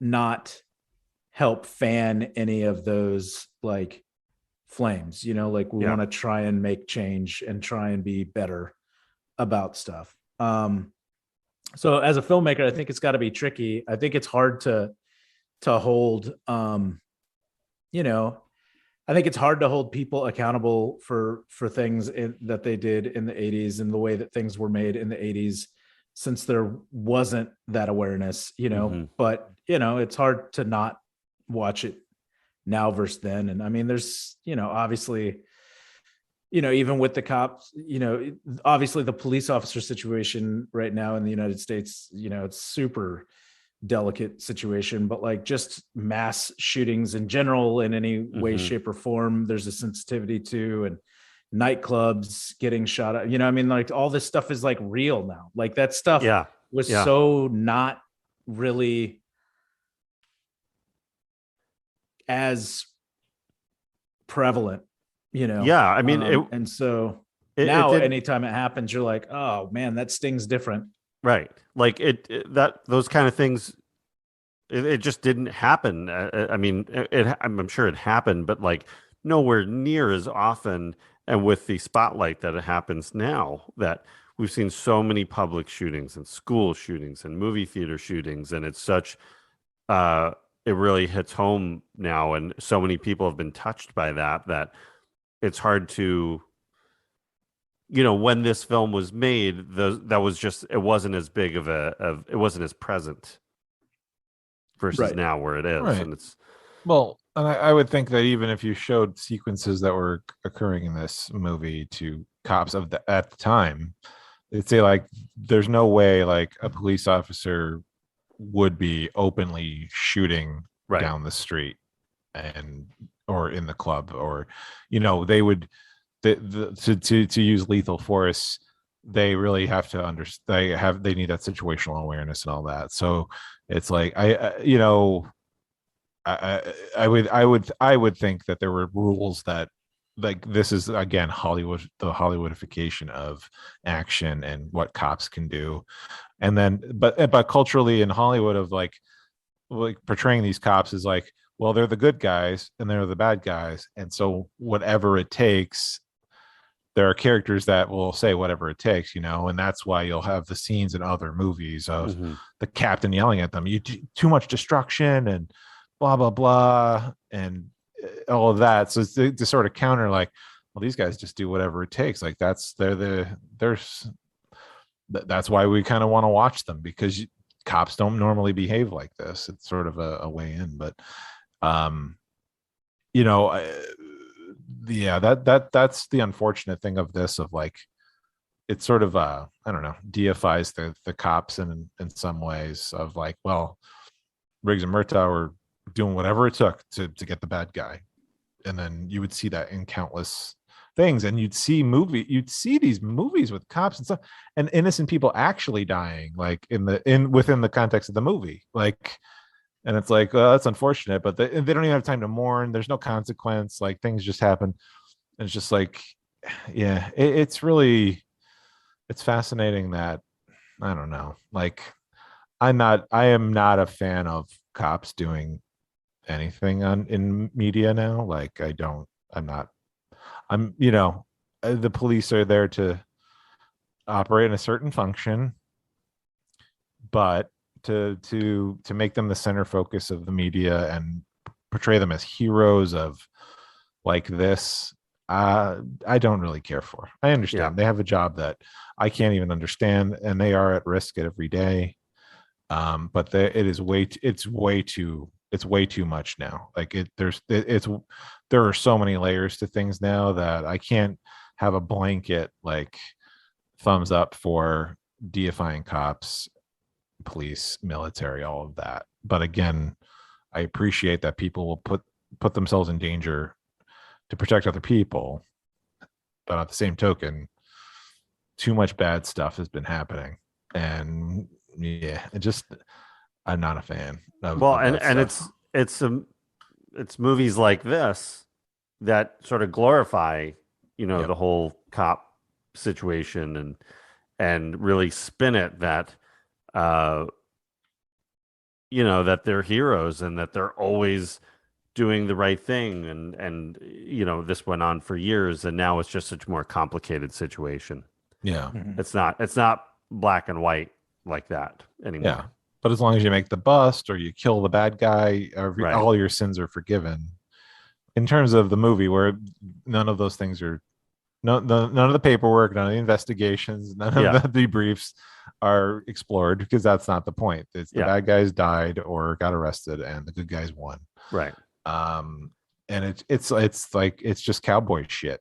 And I don't know. Like, I like good action, but I've never really glommed onto cowboy shit like that. Like, I don't, good, black and white kind of stuff where anything is justified. So so watching this again, I'm like, it's a well executed script. It's a good script in general, but I don't really care for it. Like, I liked it, but I don't care for it. Like, I've moved way beyond 1987's Lethal Weapon. Like, just again, it's good. It's well done, but if you think on broader terms in a bigger way, like, I don't know, it sets the stage for too many things that are wrong with, for me, in my opinion, of Hollywood police.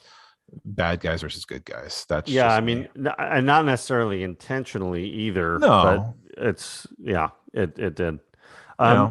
Generation. It's that generation's. This is what they did. It's fine. I don't have to like it, and then whatever. And if people like it, great. Do your thing. It's all good. What do you guys think about the racial equality message in the film? Because that really, the whole series, like, that's an element that is addressed all the way through. That each movie that plays a part. Where this movie, just introducing the story with Murtaugh family as the, real straightforward, good family life. Everything's kind of like working out for them, and it's Riggs who's just a mess. you know at the same time of like the Cosby Show is out there. Like they called this movie Mad Max meets the Cosby Show. Right. Yeah. So you're getting in features and TV, kind of this that you hadn't really had before, this picture of Black family life as like, hey, this is like everything's good here. Like there's not they don't even address the race issue like directly at all in the movie. Right. So just in doing that, and I think that was a good step of showing it that way without having to like make it a thing like, oh, look, a Black family. They don't it's not too on the nose. Yeah, there's something to be said of like being colorblind to these things. That it's not for all the characters. There's literally no Black or white issues at play. Mm-hmm. And I think there's room for stories like that. And it's not like the Huxtables or the Murtaughs are an exception to anything at all in American life. But it, so that it doesn't do anything in this first movie to spotlight that. I think it's fine because I think it's really a movie about race, like right. Yeah, and it's not the responsibility of every story necessarily to address the racial issues that might be at play in 1987 LA and cops. But with Murtaugh interviewing the kids in like the more rundown neighborhood, and it's they're 6 years old Black Mm-hmm. neighborhood kids, and they were saying like, my mommy says that cops kill Black people. Is that true? It's like the one thing of actually like touching on it, Mm-hmm. but not going anywhere further with it. So it's a little like, I don't know. I by doing that, it is maybe a little cowardly to not go a little deeper. But if you took that line out, it'd be a non-issue, right? Mm-hmm. You wouldn't, right? But it's like some attempt to acknowledge the problem, but it's everyone's off the hook for it. So for this particular movie, for what it's doing, I don't know. I don't think I don't think they did anything wrong, but I'm a white guy who I'm a white dude. I don't know. Does this matter in the scheme of popular media, cops, white people, Black people in the 80s? What should more have been said?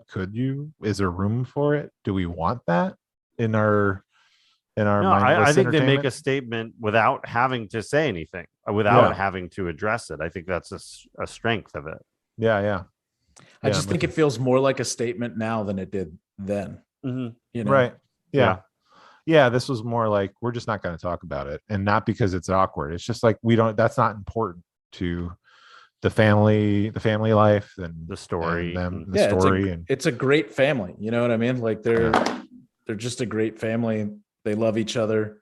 Yeah. They're solid, like they're the solid foundation. They're Mm-hmm. what Riggs needs to find stability. Right. And so, like but it's not about race. It's about just being a solid family unit. Because that's the ultimate theme here, and especially in this movie, that it's the family. It's right. And that's where it's all leading, which is what we get at the end. Is you get your sort of happy ending, and finally, like Riggs and Murtaugh are like on the same page a lot earlier in the movie than you think. Like they really do click pretty quickly. Yeah. And then it's like 48 hours. Like it's like 48 hours. There's so much racial stuff that gets, directly Oh, I just mean in the movie, it's like 48 hours Oh, yeah. time that like all this stuff is kind of Yeah. like it all seems to happen pretty quick. Yeah. But yeah, I mean, I love the ending. I think it's the perfect ending for this movie where you do get your happy ending, and Murtaugh has helped just by showing him this family life, that he's given some stability and something to live for Riggs, that Riggs can start to fix his own life just by being around these people. And I think that works really, really well. This movie obviously was such a big movie and had such an impact. After its release, like, let's say this movie had failed, would we have even gotten Die Hard? You think Die Hard would have still been made if Lethal Weapon was, let's say, was a bomb? Well, I don't know. It's a good question. Just based on the timing of the release. They're over a year. They're like a year and a half apart. So I guess, yeah. I mean, the success of this probably gave them the confidence to greenlight Die Hard. Yeah. There's some more juice behind. Yeah. Oh, this works. It probably would have been pitched and everything in the same way, but this at least, I think had a sprawling influence over what came next. Yeah, I mean, it's because there's so much of the Lethal Weapon flavor, and I don't know if that's just Joel Silver or what, but there's so many. I mean, because there's actors, Al Leung is in Die Hard, Mary Ellen Trainor's in Die Hard. I think there's a couple of other faces that are always in the Joel Silver movies that pop up there. I mean, it's probably his influence that is the carryover. And Michael Kamen doing, that's the other thing. Michael Kamen and Eric Clapton with the music. Yeah. Love it. You get like can't deny that. You get the saxophone that really represents Murtaugh.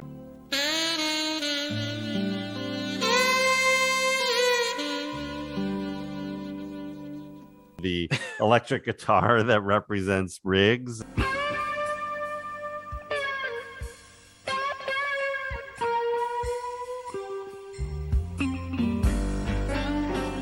Just great score, so definitive for this movie. And then of course Eric Clapton doing a lot of the music as well. So good.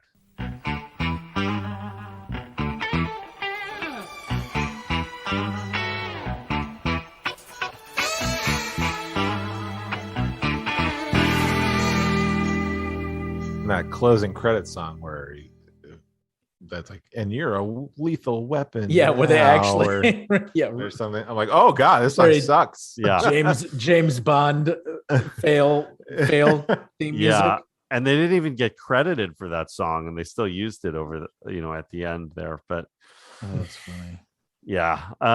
Couple of tropes, I guess, that pop up here. We've got, of course, the Shane Black Christmas, that most of his movies, if not all of them, all take place at Christmas.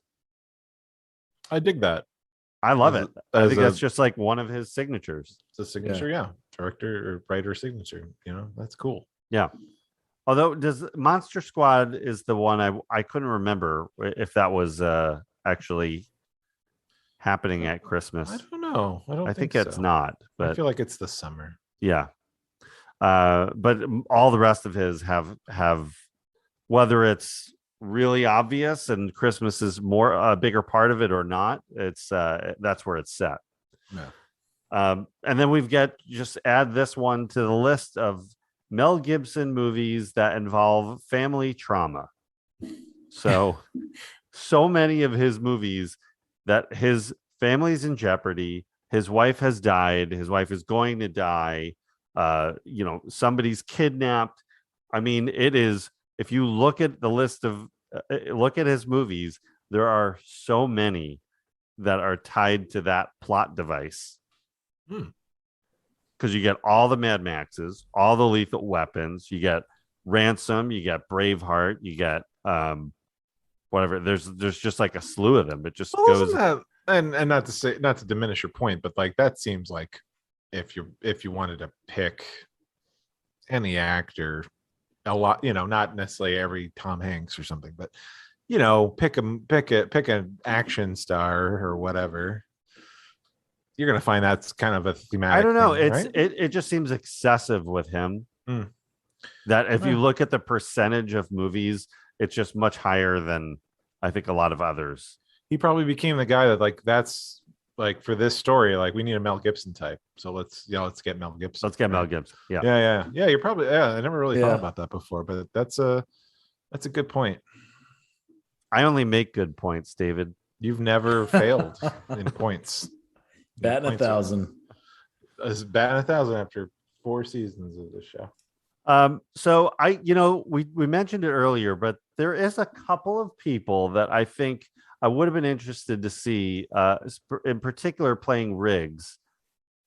So what would the movie have been like had Kurt Russell been cast as Riggs?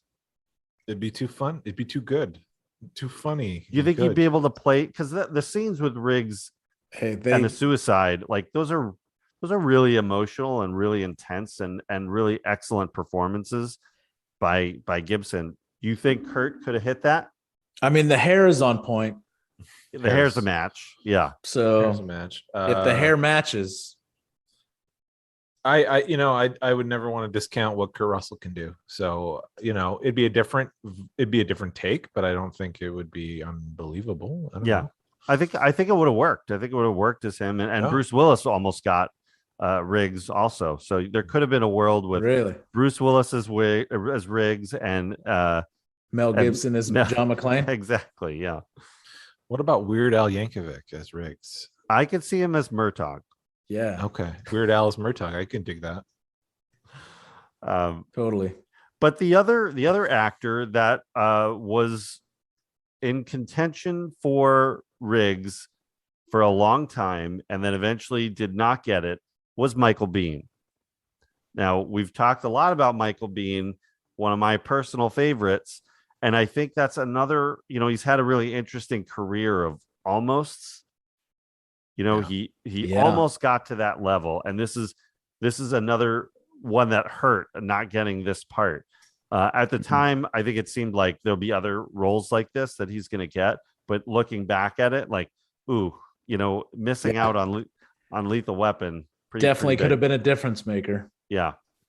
And I don't know, I think he's intense. Like he's intense in Terminator. I think would have been also different. And we never really got that like dynamic of Michael Biehn being one half of like a duo. So it would have been interesting to see if he could have had that chemistry with somebody else. Another male counterpart. Yeah. But I don't know. That's another, put it in the what if machine. Biehn as Riggs. What could have been.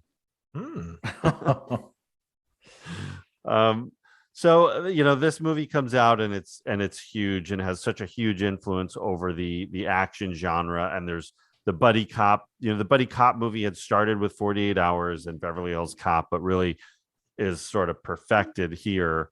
And then there's just so many imitators all the way through to from Tango and Cash to Bad Boys to Rush Hour. It just like it's Stakeout, which is another movie that came out. Stakeout was the same year, I think. Yeah, same year, right? Yep. Dreyfus and Estevez. Yeah. And it didn't it do better at the box office? Yeah. Well, what we're gonna talk about. Stakeout did better than Lethal Weapon. Yeah, it did. Believe it or not. Forgot how popular Stakeout was. Yeah. Who would have thought, in hindsight, that the duo of Richard Dreyfuss and Emilio Estevez would have that much power? But in fact, well, why don't we talk about it now? Okay, it's time for Box Office Glory.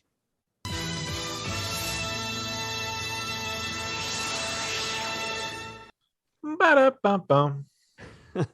All right. The budget for Lethal Weapon was $15 million, which seems so small for a movie like this.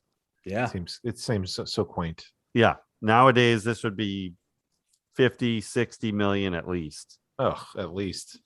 It opens on March 6th, 1987 at number 1. It opened up against Angel Heart and a movie called Hunk, which I don't know that movie. Do you, Brent? I do. Oh yeah, I've seen that movie. What is Hunk? Hunk is it's kind of a ugly duckling type movie. There's a kind of a nerdy dude who wants to be a hunk, and so he makes a deal with some devil-like character to become a hunk, and he does, and then throughout the course of the movie finds that being a hunk's not what it's all cracked up to be, and decides to go back to being a nerdy dude. Okay. And gets the girl. All right. Who's the star of that? Oh, you have no idea. I have no idea. I've seen that movie several times though. I saw that movie in the theater. You saw Wow. What's it called? Hunk. Yeah. Hunt, not hunk. No, hunk, not hunt. Hunk. Also, Hunk. Also saw it in Mexico. In Cozumel. I don't know. Random VHS in Cozumel. All right. We went and stayed there one time on a family trip, and they just happened to have Hunk on VHS. I was like, all right, we're gonna watch Hunk. That's John Allen Nelson. Was Hunk. Allen Nelson. Oh, yep. John Allen Nelson. Yeah, I love that guy. He's great. He's a good dude. Oh, he hasn't acted in 4 years. It looks like he's retired, maybe. Yeah, well, I mean, it doesn't get much better than Hunk. Time to change that. He was he starred in such shows as NBC's Crisis and 24 Red Band Society. We know that show. Mm-hmm.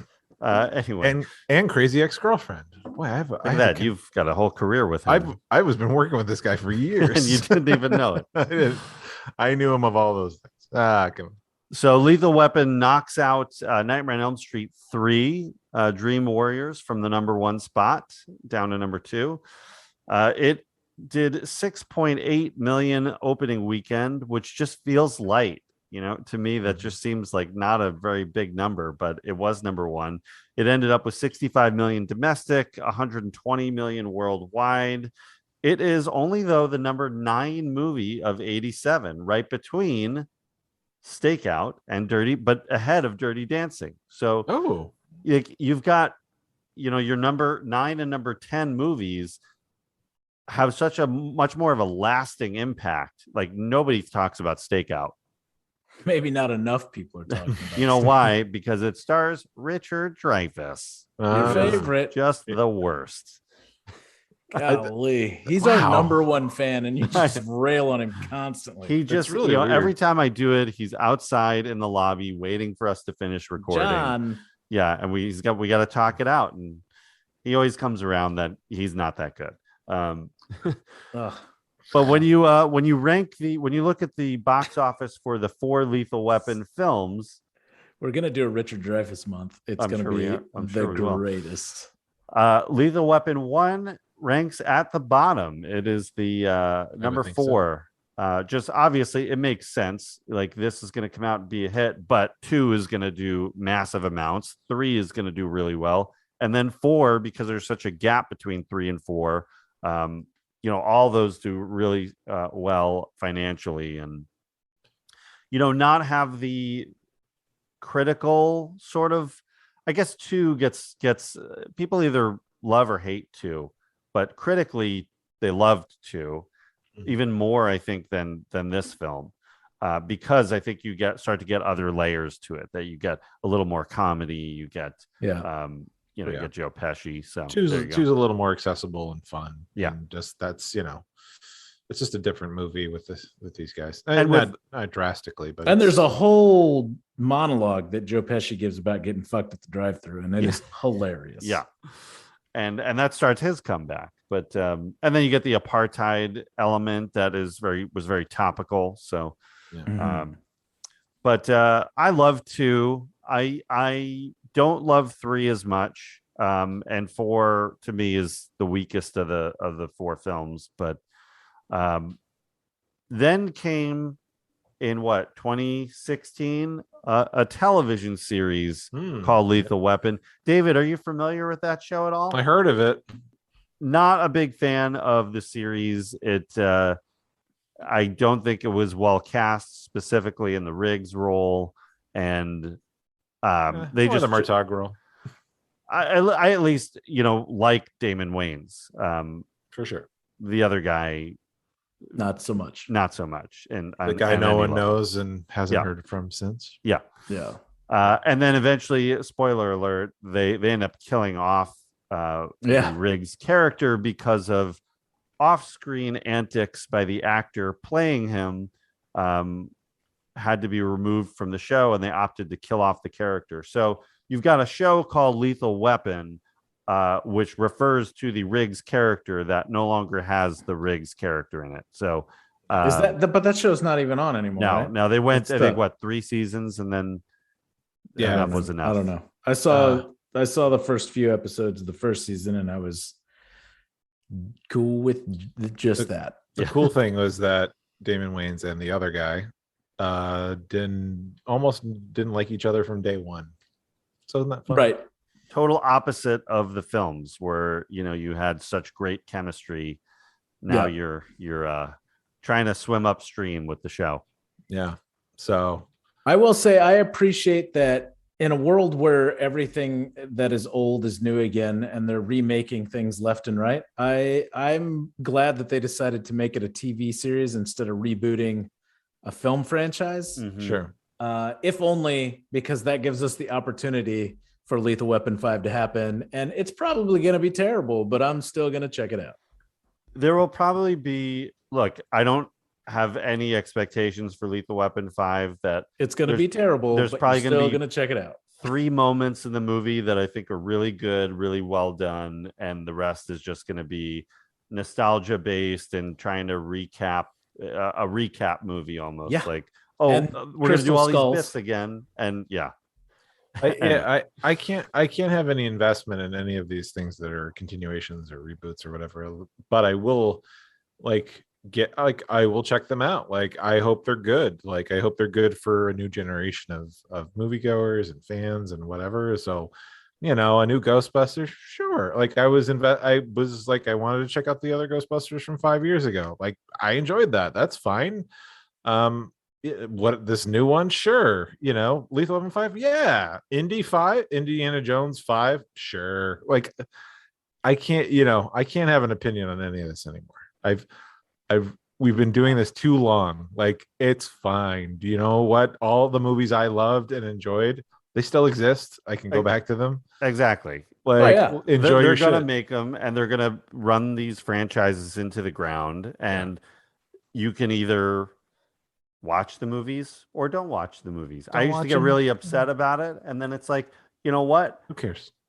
For me, like, Lethal Weapon is Lethal Weapon 1 and 2, and that's all I need. I don't need any of the rest. Like, I like the quadrilogy. I like the LW quadrilogy. Yeah. I like that anybody who bought a DVD player in the mid-90s or the later 90s has Lethal Weapon 4 because it was one of the free DVDs that they were giving. That was the very first DVD. Actually, that was the second DVD I ever owned, was Lethal Weapon 4. Yeah. Oh, did they just give them out in mass just to make sure people were buying DVD players? That was like what it was like that, and like, I don't know, I forget what the other movie, Spider-Man 2, who knows, Spider-Man, like, that was a little later, but they were like pumping it out. Yeah, I forget what the other ones was, but Sphere? that is correct. Yep, Wasn't Sphere. Like Sphere was it was one of Warner. them? It was Warner Brothers. Warner Brothers was the first studio to really jump on the DVD train. So The Fugitive. Oh yeah, Fugitive. That would explain why The Matrix is the first DVD to outsell the VHS counterpart, because they probably Warner Brothers was pushing all their movies so hard. Yeah, it was. And The Matrix looked cool as hell and would look great on DVD compared to VHS. Everything that's really working in Lethal Weapon, all of it is under the guiding hand of Richard Donner, just to kind of circle back to him and why we're here. And he really shaped that movie to what it was, that he was like the creative vision that made all that a reality and set that formula for all those action movies that are going to follow it, whether it's cop movies or action in general. Obviously an influence on Die Hard, and all of it goes back to him, and he would have a very successful run through the 90s. And then I think he started to kind of slow down the directing in the early 2000s and shift strictly to producing, but always toying with the idea of coming back to Lethal Weapon, coming back to the Goonies. And unfortunately it never happened, but I'm sure we're going to see somebody's going to put those out, like we talked about with Lethal Weapon, especially. So, yeah. I think it's important for people, young filmmakers, to acknowledge Richard Donner and how many big movies he really did, and how good he was at setting a structure, whether it was Superman, The Omen, or Lethal Weapon, that he knew how to build a formula that could be used and repeated down the road. So a really important filmmaker, sort of underrated. Like, I don't think they talk about Richard Donner in film schools, but I think you should. I mean, what his influence was really important to at least American filmmaking. Well, he's such a he's attached to so many mainstream popular things, but like they're so more or less just so well executed, like textbook, but with his signature, right. He knows how to tell. He's a storyteller, Yeah. and gets it. He's not just making a movie. He's telling you that he's one of the greats, Yeah. So, I would hope that he's getting more attention in the film schools, but yeah, no. Richard Donner. Oh, man. We were lucky to have. Yep, we were, and we'll always have his movies on whatever home video or streaming, so it's still out there. So we'll have to do Donner Days, Donner Days, yeah. We got plenty more. I mean, we just did this is really the first Donner film that we did. There's so many more that we're going to get to. So looking forward to that, and I'm also looking forward to the rest of our Christmas lineup as we charge through December. We've got some off the wall, at least one off the wall choice that I'm really excited to talk about. One of my favorite movies of all time, and then I will say a Christmas classic coming up. There you go. So lots of fun coming. And David, you just started with the decorations on the lot. It's as December we move through it, it's just going to get more and more and more. Wait till I get the animatronic spider claws to zip around the lot. You're gonna love it. I still haven't been able to book Tom Holland to do the voice, but someone's gonna do it. Schedules, it'll happen. It's Tom Holland or I'll get Chris Pratt to do the voice of Spider-Man. Yeah, he doesn't do anything else. Oh wait, he's busy with Mario right now. It's Mario and Garfield. Yeah. But guys, so stay tuned. We got a fun month coming up, and thank you for checking us out on our social medias. We're at ReconCinemation Podcast on Instagram, Facebook, Twitter. You can always hit us up there. Check out our archives at ReconCinemation.com. And thank you to our friends who we interact with. Are Scored to Death with J. Blake Fischera. Check that out. Of course, check out E.K. Wimmer, who does our theme song and his podcast Laser Graves, and some other friends like Buzz in the Tower, who we chat with on Twitter. And thank you to our good friend Curtis for the poster as usual.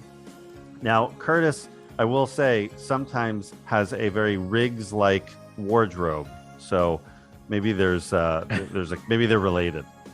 Oh, maybe that's the big theory right now. He's got the jeans and the boots. So is he a Riggs? There you go. He's Riggs. He's Riggs. He's double. very Riggsy. He's Riggsy. Riggsy. Yeah. All right, guys. Well, thank you guys. Happy holidays coming up. Happy Hanukkah for those celebrating right now. And we will see you next time on ReconCinemation. Take care. Ho, ho, ho.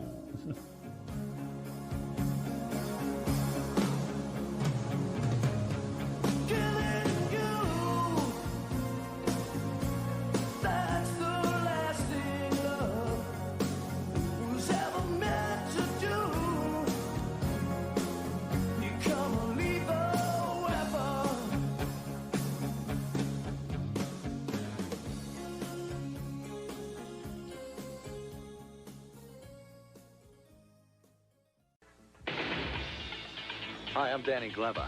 And I'm Mel Gibson. Well, that's not important right now, but I want you to go and see my new hit movie, Lethal Weapon. I love this job and everybody Wait, likes me in it. You know, it's I do my a pretty hit good movie. job. Oh, well, he's in it.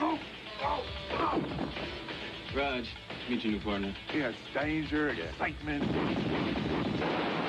Yeah, bad guys. And good guys. We're the good guys. Mel Gibson, Danny Glover, Lethal Weapon. Rated R. Now playing at a theater near you.